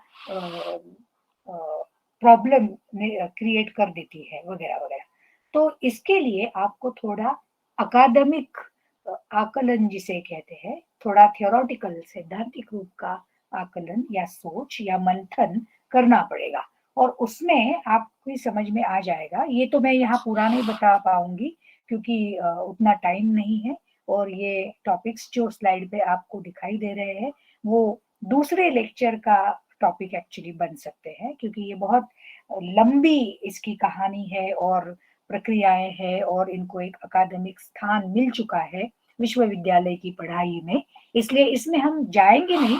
मैं सिर्फ़ आपको उसका थोड़ा-सा दर्शन देना चाहती हूँ या झलकी देना चाहती हूँ, आपके सामने रखना चाहती हूँ। एक है मल्टीकल्चरलिज़्म मतलब बहुसांस्कृतिक परिवेश अगर है, बहुत ज़्यादा एक से ज़्यादा संस्कृतियाँ अगर रह रही है किसी समाज के अंदर, जैसे भारतीय समाज के अंदर, तो फिर आपको 2 संस्कृति के बीच भेद करने से, भेदभाव दिखाने से उसका कोई फ़ायदा नहीं है, आपको ये नहीं करना चाहिए। इसलिए पूरे पाठ्य का जो टोन है, पूरे पाठ्य का जो निर्देश है, वो कहीं इस तरफ ना जाए कि एक फलाना संस्कृति है, वो बहुत ही उच्च स्तर पर है और दूसरी संस्कृति है, वो निचले स्तर पर है या उससे कमतर है, ऐसे आप कहीं इशारा ना करें और पाठकों की समझ में ये बात नहीं आनी चाहिए। कभी-कभी ये भारतीय भाषाओं के अंदर अनुवाद करते समय आ जाता है। जैसे कि अगर आप आदिवासियों के बारे में उसमें कुछ वर्णन है और उसका अनुवाद कर रहे हो और खुद अगर ये मानते हो और खुद आप इस भ्रम का शिकार बन गए हो कि आदिवासी तो बहुत पिछड़े हुए लोग हैं और उनका रहन-सहन वगैरह नागरी समाज जैसा नहीं है, मेन स्ट्रीम समाज जैसा नहीं है, तो ये आपकी धारणाएँ पहले गलत है।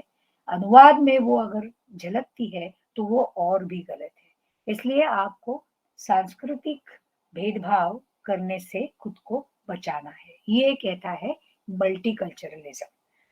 अगला पॉइंट ये है कि स्टडीज ऑफ द सबाल्टर्न या स्टडीज ऑफ द माइनॉरिटी, ये जो है ये एक अकादमिक स्कूल है, मतलब विचारधारा है, सोच है, जिसमें मूल संशोधन जो हुआ था वो इस चीज पर हुआ था, बात पर हुआ था कि भारतीय स्वतंत्रता के लिए लोगों ने जो भी लड़ाइयाँ की है उसमें मजदूर, आदिवासी या फिर बहुत ही कष्ट कर अपनी जिंदगी चलाने वाले बहुत ही सामान्य लोग, जो कभी नेताओं के संपर्क में नहीं आए, कभी कोई कार्यकर्ता नहीं बने, उनको शायद पता भी नहीं था कि देश कितना है और कहाँ कौन राज कर रहा है, फिर भी उन्होंने उनकी खुद के समस्याएं सुलझाने के लिए ब्रिटिशों के साथ जो भी झगड़ा किया, लड़ाइयाँ की या फिर मोर्चे निकाले और खुद के जो अधिकार थे उनको हासिल हासिल किया, उनकी लड़ाइयों का योगदान भारतीय स्वतंत्रता की लड़ाइयों के इतिहास में दर्ज नहीं हुआ है। उनकी तरफ उतना ध्यान नहीं दिया गया है। ये मूल संशोधन था सबाल्टर्न स्टडीज के अंदर। पर आगे चलकर इस टर्म का एक बड़ा अर्थ बन चुका है और वो है वंचित समुदाय, मतलब जिनको कुछ नहीं मिला है, ऐसे समुदाय जो सामाजिक भेदभाव के बलि चढ़ा दिए गए हैं, ऐसे समुदाय। तो उनके बारे में अगर कुछ लिखा है और उसका अगर आप अनुवाद कर रहे हो तो आपको बहुत ही सजग होना, अवेयर होना जरूरी है। उसी तरह से फेमिनिस्ट स्टडीज कहा जाता है। फेमिनिस्ट स्टडीज मतलब ये कि जो महिलाएं हैं उनके लिए जो भी समस्याएं आती है और जो भी विषमता उनको उनके उनके हिस्से में आ जाती है समाज में, तो वो विषमताएं ना आए और उसके प्रति एक जागरूकता बन जाए समाज में, इसलिए जो फेमिनिस्ट लॉजिक चलाया गया और जो रास्ते पर उतर कर मोर्चे निकालना या निषेध व्यक्त करना या इस तरह से जो मूवमेंट चली, तो उस मूवमेंट के बदौलत या उसकी वजह से महिलाओं के संदर्भ में अगर लिखी हुई कुछ चीजें हैं या स्त्री पात्र जैसे होते हैं कथाओं में, नाटकों में, तो उनके बारे में आप अनुवाद करते समय किस तरह से करते हो।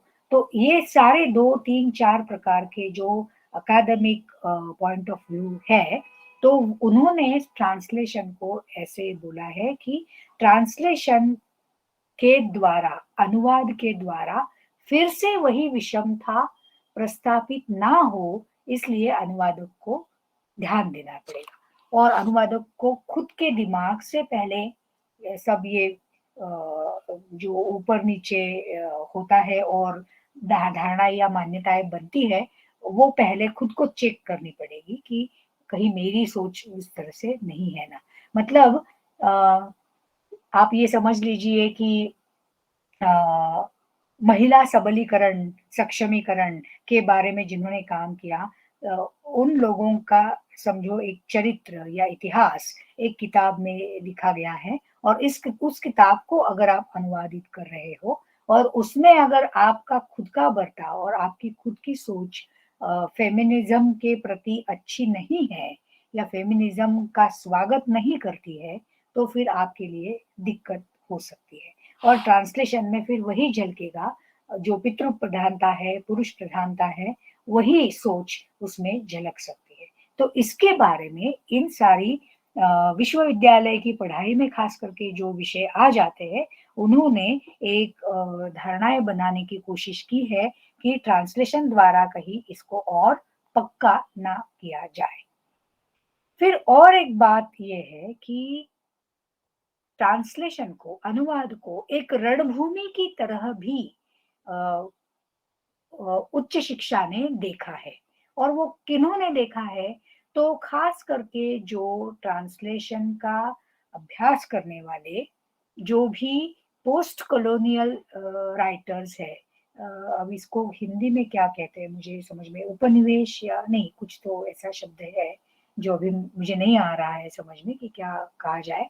पर जो ब्रिटिश राज खत्म होने के बाद, स्वतंत्रता हासिल करने के बाद, स्वतंत्र भारत में जो भी साहित्य का निर्माण हो रहा है, वो लोग ये कहते हैं, उनमें से कुछ कुछ लोग ये मानते हैं कि हम जो अभी लिखेंगे उसका अंग्रेजी में अगर अनुवाद होगा, भारतीय भाषाओं में लिखे साहित्य का, तो उस अनुवाद में हम फुट नोट नहीं देंगे, हम एक्सप्लेनेशन नहीं देंगे।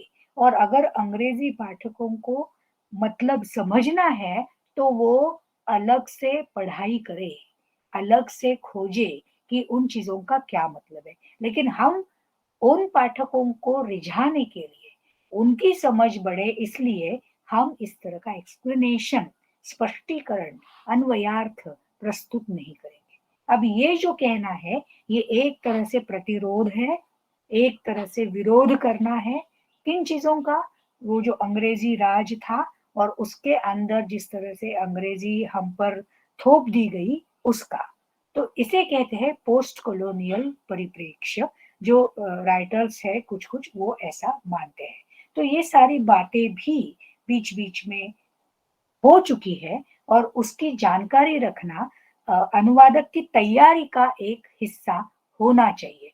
अब ये थोड़ा सैद्धांतिक रूप का मामला है, इसके लिए आपको किताबें पढ़नी पड़ेंगी और थोड़ा और अच्छे से उसे समझना पड़ेगा। पर ये आपके ऊपर हम छोड़ देते हैं कि आगे चल के आप किस तरह से कर पाओगे। ओके, अब मैं एक या दो स्लाइड्स जो है वो उनको छोड़ दूंगी, क्योंकि इसके बारे में थोड़ा हम बात पहले हम कर चुके हैं, इसलिए आगे चलते हैं, जिसमें आपको एग्जाम्पल्स के साथ जो है वो मैं बताना चाहती हूँ। तो आपके सामने अभी ये स्लाइड प्रस्तुत हो गई होगी कि nature of the problems part 2। तो इसमें पहला मुद्दा जो है, इसमें आपको ये पता चलेगा कि कभी-कभी बहुत ही संस्कृति में घुल-मिल गई है इस तरह की चीज़ें और उनका अनुवाद करने में क्या अड़चन होती है। एक एग्ज़ाम्पल इसके पहले पॉइंट में बताया गया है कि जैसे मराठी संस्कृति में हळद, हळद मतलब हल्दी, हल्दी है जिसका तो आपकी रसोई में हर रोज इस्तेमाल होता होगा। लेकिन वही हल्दी किसी एक देवता के सामने जब हवा में फेंकी जाती है उत्सव बनाने के लिए और उस देवता की आरती गाई जाती है, तो उसे भंडारा कहते हैं।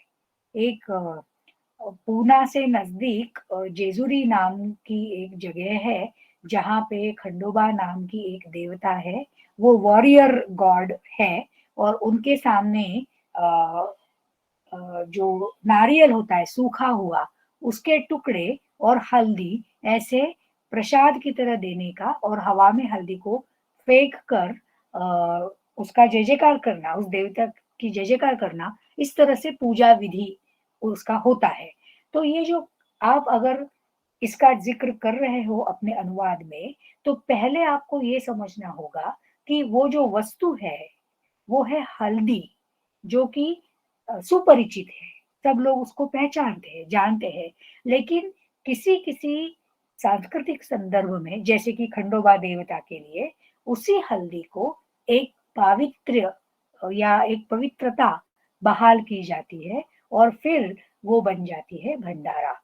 तो आप जब अनुवाद कर रहे हो तो आपको चाहिए कि पाठकों को ये समझाए कि वो असल में है तो हल्दी पीले रंग की, पर हल्दी इस शब्द का इस्तेमाल खंडोबा के जो भक्तगण हैं वो नहीं करते, वो उसे भंडारा कहेंगे।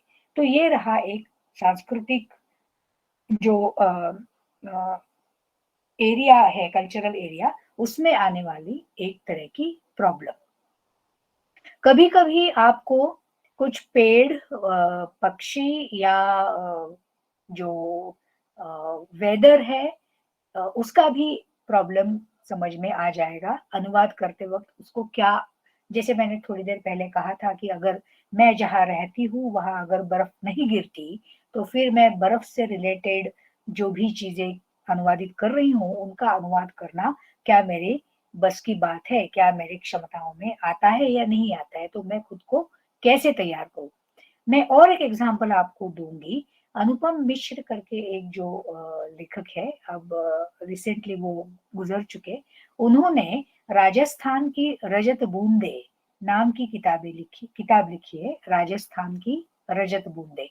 तो उस किताब में उन्होंने राजस्थान में जिस तरह से पानी को संभाल कर उसका उसको उपयोग में लाया जाता है उसके बारे में जानकारी दी है और चर्चा की है। और उन्होंने शुरुआत में ये कहा है कि राजस्थान में रहने वाले लोगों के लिए बारिश तो बहुत महत्वपूर्ण है, इसलिए इन लोगों का जमाने से बारिश का इतना अभ्यास हो चुका है कि हर तरह की बारिश के लिए उनकी भाषा में, मतलब राजस्थानी भाषा में, अलग अलग शब्द आपको मिल जाएंगे। तो कभी कभी वो हल्की बारिश होगी, कभी कभी जब बारिश का टाइम नहीं है तब आने वाली बारिश होगी, कभी कभी बहुत काले बादल आते हैं उससे टपकने वाली बारिश होगी, कभी कभी थोड़े से हल्के भूरे रंग के या थोड़े राखी कलर के आ जाएंगे बादल, तो उसमें से होने वाली बारिश किस तरह से होगी। कभी कुछ बारिश इस तरह की हो सकती है कि वो खेतों के लिए अच्छी साबित हो, कभी कभी बारिश ऐसी हो जाती है कि जब वो बिल्कुल चाहिए नहीं और वो नुकसान कर जाती है। तो ये सारी तरह की बारिश सिर्फ बारिश राजस्थानी लोगों के लिए नहीं है। इसका मतलब ये हुआ कि इकोलॉजी, एनवायरमेंट, इस तरह से अगर हम देखें तो संस्कृति के अंदर, भाषा के अंदर शब्दों का नया भांडार पहले से बन चुका है। अब वो जिस शब्द का इस्तेमाल कर रहे हैं और उस पर कोई कथा लिखी है और उसमें वो शब्द आता है, तो आप अपनी हिंदी में, मराठी में, अंग्रेजी में, जर्मन में, तेलुगु में, तमिल में कैसे उसको अनुवादित करोगे। तो आपको उस टाइप की बारिश कैसे है, ये कहीं ना कहीं पाठकों को किसी ना,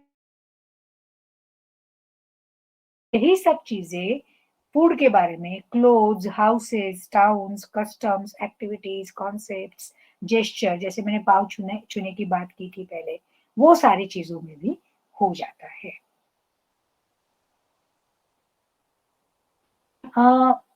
अब आपको शायद ये समझ में आया होगा कि 100% अनुवाद करना संभव नहीं है, उसमें से कुछ छूटता है और हर किसी का छूटता है। ऐसे नहीं कि आपकी तैयारी कम है इसलिए आपने ठीक से अनुवाद नहीं कर पाए या नहीं किया, तो बहुत सारा उसमें से छूट भी जाता है।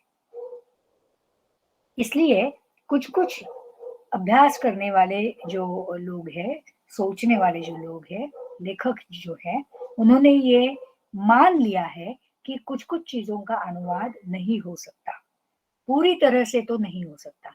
इसलिए अनट्रांसलेटेबिलिटी ऐसी एक टर्म, एक शब्द उन्होंने उसको दे दिया है कि ये आपको मानना पड़ेगा कहीं ना कहीं और किसी ना किसी हद तक कि ट्रांसलेशन पॉसिबल नहीं है।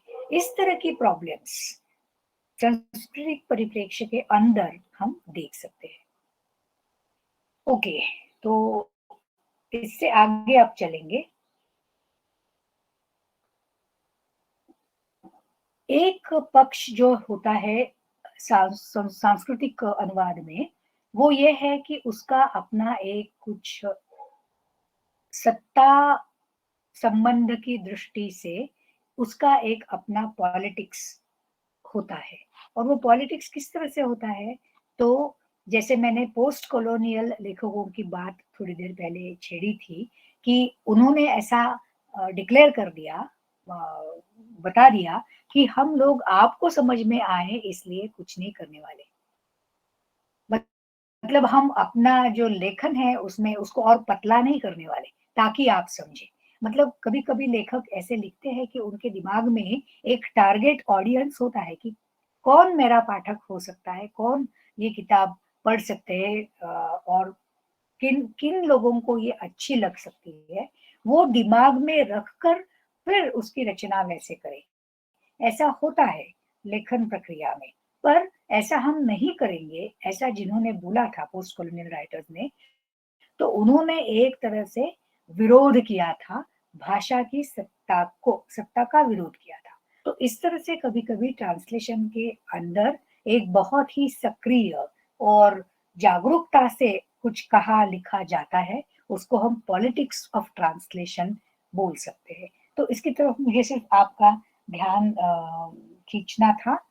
तो अ, ओके, तो अब हम आगे चलते हैं और हम ये देखते हैं कि कभी-कभी एक बहुत ही सामान्य रूप से उपस्थित होने वाली समस्या ये है कि अगर हम किसी साहित्य का अनुवाद कर रहे हैं और उसमें अगर गालियाँ हैं, अब्यूज़िव वर्ड्स, तो उसे हम कैसे लाएँ? तो ऐसा तो नहीं है कि किसी भाषा में एक गाली है, तो दूसरी भाषा में बस उसी अर्थ की कोई दूसरी गाली है। ऐसा हो सकता है कि उसके अर्थ जो है, वो मिलते नहीं हैं, मिलते-जुलते दिखाई नहीं देते हैं। लेकिन कभी-कभी ये बहुत सीरियस मामला बन जाता है। मैं आपको एक एग्ज़ाम्पल दूँगी। महात्मा ज्योतिराव फुले जो 19वीं शताब्दी में महाराष्ट्र में उन्होंने काम किया और बहुत अच्छा काम किया। उनकी एक याद ऐसी बताई जाती है, एक किस्सा ऐसे ऐसे बताया जाता है कि उन्हें उस दरमियान, उस वक़्त जो साहित्य सभा बुलाने वाली मंडली थी, उन्होंने एक खत भेजा और निमंत्रित किया फुले को कि आप आइए और इसमें शामिल हो जाइए। अब फुले जो है वो जानते थे कि ये साहित्य सभा की मंडली जो है वो कभी भी फुले जिस तरह की मान्यताएँ रखते हैं, उन उनको अच्छा नहीं मानते। और वो एक्चुअली फुले का जो पॉलिटिक्स था, जिसे हम अब्राह्मणी कहते हैं मराठी में, मतलब जो ब्राह्मणी विचारधारा है, उसके विरोध में फुले खड़े हुए थे। तो उन्होंने उनको एक खत का जवाब लिखा और उसमें पहले जो 2 शब्द थे, 2 या 3 शब्द, वो ऐसे लिखे, माझा घालमोड्या दादा। दादा मतलब बड़ा भाई, और माझा इज़ मेरे, और घालमोड्या is a kind of abusive word, जिसका मतलब है कि हर तरह से कुछ न कुछ पाने के लिए हर तरह का प्रयत्न करने वाला, और उसके लिए साधन शुचिता जिसे हम कहेंगे, गांधी जी के का ये लेकर शब्द लेकर, तो मतलब जिसे इसका ख्याल नहीं आ रहा है कि वो किस तरीके से वो चीज़ हासिल कर रहा है। तो ऐसा बहुत ही उपद्रवी जिसे हम कह सकते हैं, उस तरह से। तो ये जो 3 शब्द है, उनका जब अनुवाद हुआ और वो अ, इंग्लिश लैंग्वेज में जीपी देशपांडे जो प्रोफेसर थे पॉलिटिकल साइंस के, उन्होंने किया। तो he wrote as my dear brother. अब माय डियर ब्रदर लिखने से फुले का जो पॉलिटिक्स है, जो ब्राह्मणी विचारधारा के अगेंस्ट है, जिसका वो विरोध करते हैं, और वो विरोध झलक रहा है उनके वर्ड्स में, वो पूरा का पूरा वहां से निकल गया। और इसलिए ये बहुत ही प्लेन ट्रांसलेशन बना, और अंतिमतः उसका जो रिजल्ट है वो ये आता है कि फुले के पॉलिटिक्स को नकारा गया, उसमें उसको निकाल दिया गया। तो ट्रांसलेशन की वजह से जो अब अंग्रेजी में फुले पढ़ने वाले लोग होंगे, उनको फुले कहाँ कहाँ और किस तरह से विरोध किया करते थे और वो कितने अवेयर थे, इस बात का अंदाजा नहीं आ सकता। तो ट्रांसलेशन की वजह से कभी कभी इस तरह से नुकसान भी हो जाता है। तो इस तरह हमें ट्रांसलेशन की, अनुवाद की प्रक्रिया की तरफ बहुत ही जागरूक होकर ध्यान देना पड़ेगा। अब मेरे पास 2 स्लाइड्स आगे और है, जिसमें एक्चुअली मैंने मराठी के 2 एग्जाम्पल लिए थे। ये एक जो कॉमिक राइटर है मराठी के बहुत फेमस, पु ल देशपांडे, तो उनके आर्टिकल से या उनकी किताब से लिया हुआ है। और इसमें एक दिखाया ये गया है कि बैठना जो क्रिया है, उसको मराठी में शब्द है बसणे। लेकिन बसणे मतलब किसी व्यक्ति का किसी कुर्सी पे बैठना, ऐसा उसका सिर्फ एक अर्थ नहीं है, उसमें बहुत सारे अर्थ निहित है। जैसे कि किसी का कोई एक व्यवसाय है, काम है, धंधा है और वो ठीक से नहीं चल रहा है, तो मराठी में कहेंगे धंधा बसला। ठीक है?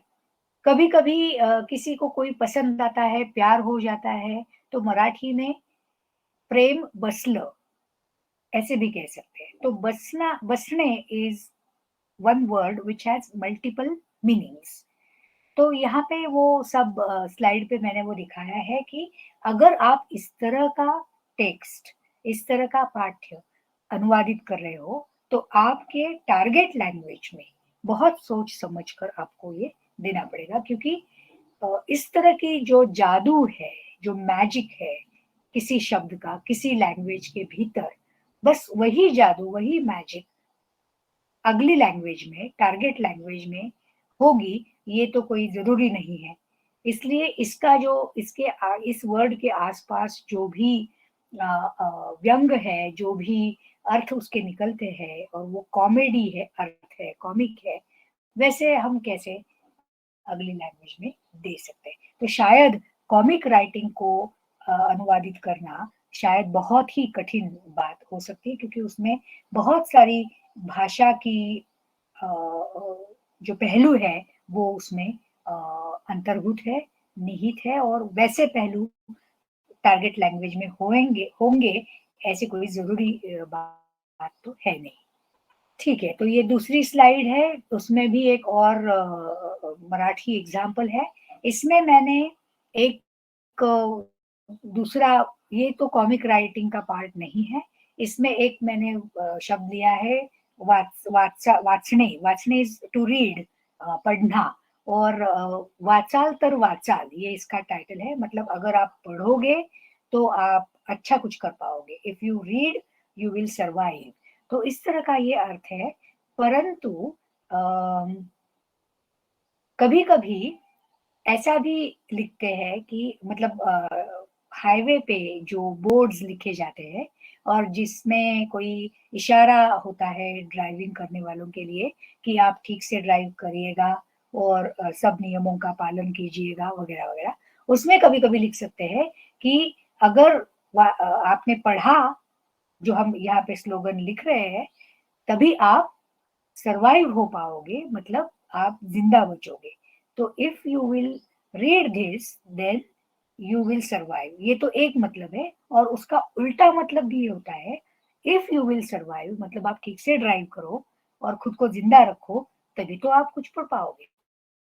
तो वाचाल तर वाच, ये दोनों साइड से इस तरह से उसका मतलब निकाल सकते हैं। अब इसको अगर अनुवाद इसका करना है तो बहुत सोचना पड़ेगा कि किस तरह से हो सकता है। तो ये सारे चीजें हैं जो मैंने आपके सामने रखी है। तो अब कुछ 5 मिनट बाकी है, 6 बजने, तो मैं चाहूंगी कि मैं यहाँ रुकूं और शेयरिंग बंद करूं स्क्रीन का। और अगर आपके पास भाई मेरे ब्लूटूथ सवाल दे है दे, तो तो चेकिंग मत कर, सब मैं ले लेता है मेरा। किसी का माइक ऑन है। अरे अच्छी चीज तो ले लेता है तू खुद का तो खराब कर दिया होगा। नहीं दूसरा चल रहा है, इसको करने देना मेरे को। नहीं बंद हाँ। करा दिया। मैंने यह गूगल मीट चलाया नहीं है कभी। अजीत सिंह, आप कुछ बोलना चाहते हैं? तो मैं मीट ही चलाया था, यही था। अजीत सिंह, आप कुछ पूछना चाहते हैं? हाँ, ये भी दिखाना चल दिखा Madhuri ma'am, I have a question. या नहीं गो चलता है इसका।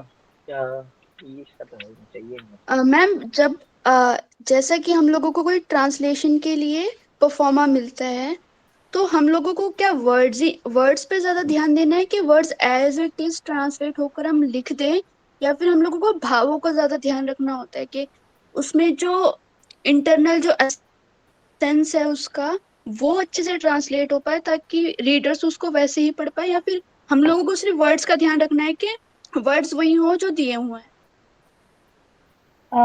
आपके पास का टेक्स्ट आया है उस पे ये डिपेंड करेगा।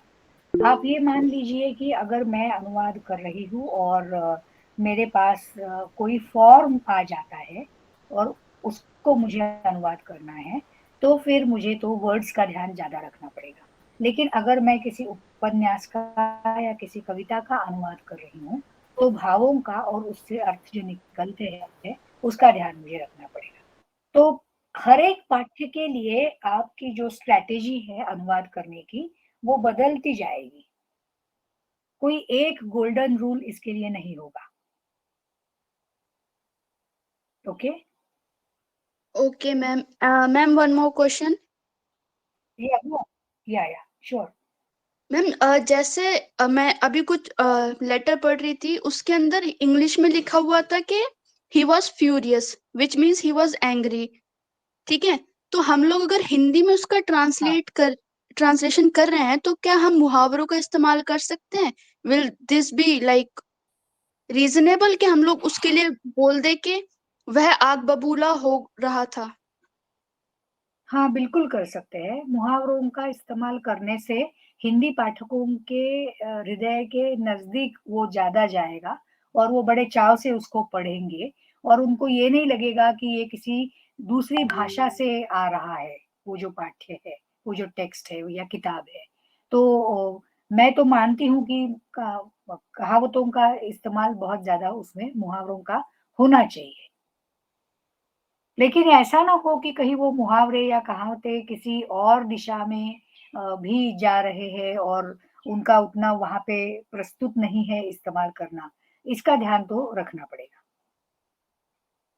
जी मैम। और या मैम एक और क्वेश्चन है बस लास्ट। हुँ। तो जैसे दिया हुआ है कि यूनिकॉर्न दिया हुआ है, तो यूनिकॉर्न इज अ सिंबल, तो या हम उसका ट्रांसलेशन कर रहे हैं हिंदी में, तो ये जनरल वर्ड यूज होने वाला, आम जिंदगी में यूज होने वाला नहीं है, तो हम लोग क्या उसको ट्रांसलेट ब्रैकेट में डाल के वहीं पर कर सकते हैं, या फिर नीचे आप जैसे बता रहे थे लास्ट में लिखें उसको, जैसे यूनिकॉर्न या फिर लूसीफर थ्योरी, इन लोगों को इसको कैसे डिफाइन करें हम हिंदी ऑडियंस के लिए? हाँ, आपको तो यूनिकॉर्न वर्ड रखना ही है क्योंकि यूनिकॉर्न की कथा या उसकी जो मतलब वो जो संकल्पना है, वो हर संस्कृति में तो मिलती नहीं है।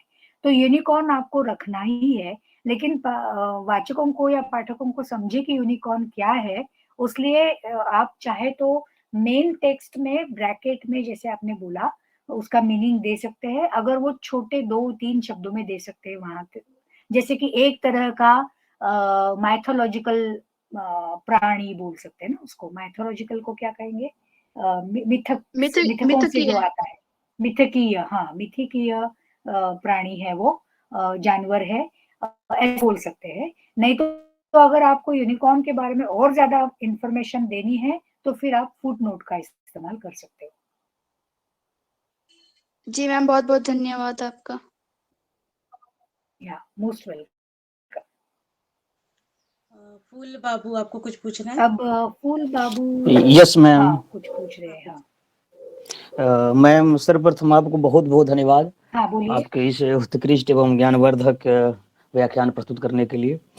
मैम मेरा प्रश्न इस प्रकार है कि आप अभी बात किए हैं कल्चर के लेकर के, संस्कृति के लेकर के ट्रांसलेशन में, तो यहाँ पे एक सबसे बड़ा क्वेश्चन आता है क्या कि एक जो ट्रांसलेटर होता है उसका क्या कार्य है, वो एक ट्रांसलेट करना है कि नहीं कि एक टेक्स्ट को, एक मीनिंग को दूसरे भाषा में उस मीनिंग को रखना, पहुंचाना, या कि इसका काम एक इंटरप्रेट भी करना है। मतलब हम टेक्स्ट कल्चर को देख रहे हैं, उसको यानी कि फुट नोट में लिख रहे हैं, या कि उसको यानी कि उस कल्चर में जो वर्ड है उसके सिमिलर अदर कल्चर में जो टारगेट कल्चर जो है, टारगेट टेक्स्ट के कल्चर में जा करके यूज कर रहे हैं। तो मतलब यहाँ पे हम एक एज ए इंटरप्रेटर भी काम कर रहे हैं ना। तो एज अ ट्रांसलेटर हमारा वर्क क्या है, सिर्फ ट्रांसलेट करना है कि इंटरप्रेट करना भी? आपने बहुत अच्छा सवाल पूछा है फूल बाबू। ये बहुत ही एक एक चीज दूसरी चीज के बहुत ही नजदीक आ जाती है। उसमें भेद करना या उसमें कोई रेखा खींचना थोड़ा मुश्किल ही है। पर मैं मानती हूँ कि जो ट्रांसलेटर है वो ट्रांसलेट कर रहे हैं, लेकिन वो पहले इंटरप्रिटेशन करते हैं। मतलब मेरे समझ में ये आ रहा है कि interpretation can be the first step and second step can be translation. क्योंकि ट्रांसलेटर को पहले वो टेक्स्ट समझना है, उसमें इंटरप्रिटेशन वो खुद एक वाचक या पाठक की तरह कर रहे हैं, राइट। और फिर वो आगे चलकर ट्रांसलेट कर रहे हैं, तो आगे आने वाले अन्य पाठकों के लिए वो थोड़ा उसको फैसिलिटेट कर रहे हैं, वो सुलभ बना रहे, आसान बना रहे और लोगों को समझने के लिए। लेकिन पहला इंटरप्रिटेशन वो खुद के लिए कर रहे हैं ताकि वो ट्रांसलेट करे, तो वो इंटरप्रेटर है। लेकिन हाँ, आपने दूसरा, आपके क्वेश्चन का जो दूसरा हिस्सा है जिसमें आपने ये शंका जताई है कि क्या वो इंटरप्रेटर सब कुछ वो लिखते बैठे, तो वो कोई टीचर तो है नहीं कि सारी चीजें ठीक से समझाए अपने पाठकों को। हाँ, तो इसका जो निर्णय उनको करना है वो उसी समय उनको है कि वो कितना बताए और कितना ना बताए। मतलब ट्रांसलेटर के पास, जैसे अभी दीपाली ने क्वेश्चन किया था, ये ट्रांसलेशन हो सकता है सिर्फ, लेकिन अगर वो चाहे तो थोड़ा सा उसका एक्सप्लेनेशन दे सकते हैं। लेकिन वो देने से पहले आपको ये सोचना है कि ये ट्रांसलेशन कौन पढ़ने वाले। अगर कोई बच्चे पढ़ने वाले, अगर वो बच्चों की कोई कहानी है जिसमें यूनिकॉर्न वर्ड आ रहा है, तो आपका इंटरप्रेट रोल और बढ़ेगा और आप लिखोगे कि यूनिकॉर्न तो एक मिथकीय जानवर है और वो यहाँ यहाँ उसका उल्लेख हमें मिलता है, इस संस्कृति में उसका उल्लेख मिलता है। तो इतना तो लगेगा। अगर आप बड़ों के लिए या आपकी कोई वो रेफरेंस बुक है या फिर जैसे the Greek mythology as reflected in British literature ले सकते हैं, ऐसी कोई किताब है, तो फिर वहां पे यूनिकॉर्न के बारे में ज्यादा लिखना प्रस्तुत नहीं होगा। तो वहां इंटरप्रेटर का रोल कम हो जाएगा। तो इस तरह से ना, ये या वो ऐसी कोई चॉइस उसमें नहीं है। दोनों ही तरह के रोल निभाने पड़ते हैं। हाँ, कितनी हद तक आपको निभाने आपके ऊपर डिपेंड होता है। लेकिन आपको ये भी ध्यान में रखना है कि जो पढ़ने की प्रक्रिया है वो आनंद देने वाली हो और वो बहुत प्लेजेंट रहे पाठकों के लिए, ना कि आपके एक्सप्लेनेशन की वजह से हर बार वो पाठक रुके और फिर से पढ़े और उसका जो मतलब एक समझने की प्रक्रिया है उसमें वो अवरुद्ध हो जाए, उसमें अगर कोई ऑब्स्टेकल पैदा हो। इतना इंटरप्रिटेशन आपको नहीं करना है, ठीक है? यस मैम, बहुत बहुत धन्यवाद। मैम उसके बाद दूसरा एक ये था कि अगर आप यानी कि ये थोड़ा पॉलिटिक्स ऑफ ट्रांसलेशन पे थोड़ा और यानी कुछ समझा देते थोड़ा विस्तृत में। अच्छा, एक एग्जाम्पल के माध्यम से बताना चाहूंगी।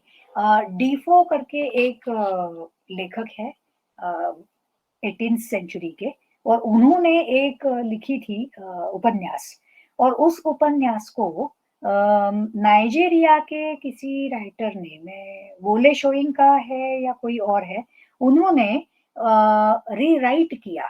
उन्होंने उसको रीराइटिंग ही बोला, ट्रांसलेशन नहीं बोला है। तो रीराइट किया क्योंकि वो इंग्लिश में ही कर रहे हैं उसको, पहले इंग्लिश में उसका भाषांतर हो चुका था वगैरह वगैरह। तो उन्होंने कहा कि मैं ये लिखना चाहता हूँ क्योंकि आज के मेरे स्थितियों के लिए ये बहुत ही उपयुक्त उपन्यास है और इसमें से इस प्रक्रिया के द्वारा मैं कुछ व्यंग कसूंगा मेरे आसपास की स्थितियों पर। तो वो उनका उद्देश्य था। तो ये रहा उनका पॉलिटिक्स ऑफ ट्रांसलेशन।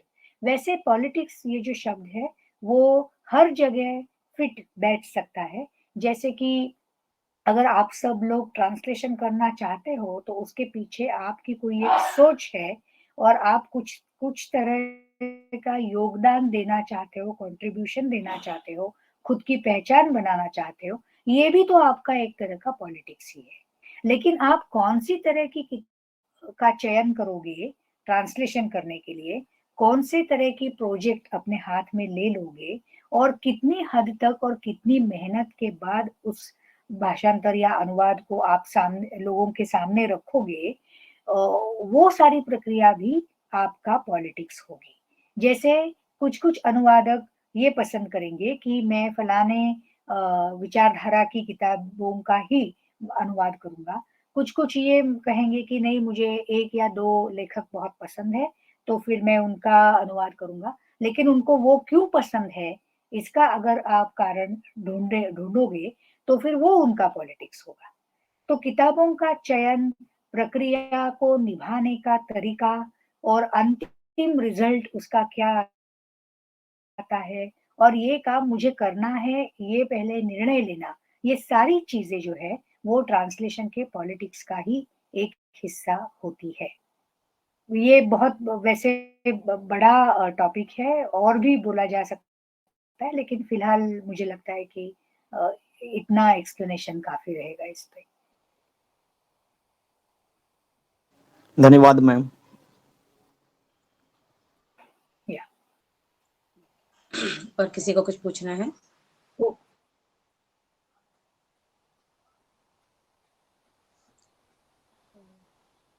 किसी का कोई सवाल नहीं है तो अभी समय भी समाप्त हो चुका है।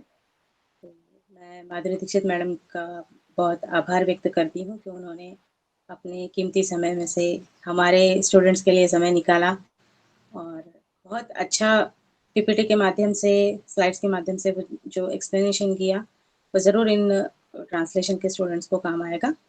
आपका बहुत-बहुत धन्यवाद हमारे साथ जुड़ने के लिए। हिंदी विभाग की ओर से, अहमदनगर कॉलेज के हिंदी विभाग की ओर से भी मैं आपको बहुत धन्यवाद देती हूँ। या धन्यवाद madam. thank you from my side also. Thank you to Ahmednagar College, to Behre ma'am, who is the coordinator of this course, and also to all the participants. बहुत अच्छा लगा मुझे यहाँ पे बात करते वक्त और आप सब लोगों ने अच्छे से सुना है। आपके सवाल भी अच्छे लगे क्योंकि वो बता रहे थे कि आप उस प्रक्रिया की तरफ आकर्षित होकर अच्छी तरह से उसके बारे में सोच रहे हो। तो मेरी शुभकामनाएँ आप सब लोगों के लिए कि आप आगे चल के अच्छे अनुवादक बने और कुछ अच्छी चीज़ें दूसरी संस्कृति से, दूसरी लैंग्वेज से हमारे लिए लेके आए। Thank you. धन्यवाद सभी का जुड़ने के लिए। आज का क्लास यहीं पे खत्म समाप्त होता है। धन्यवाद।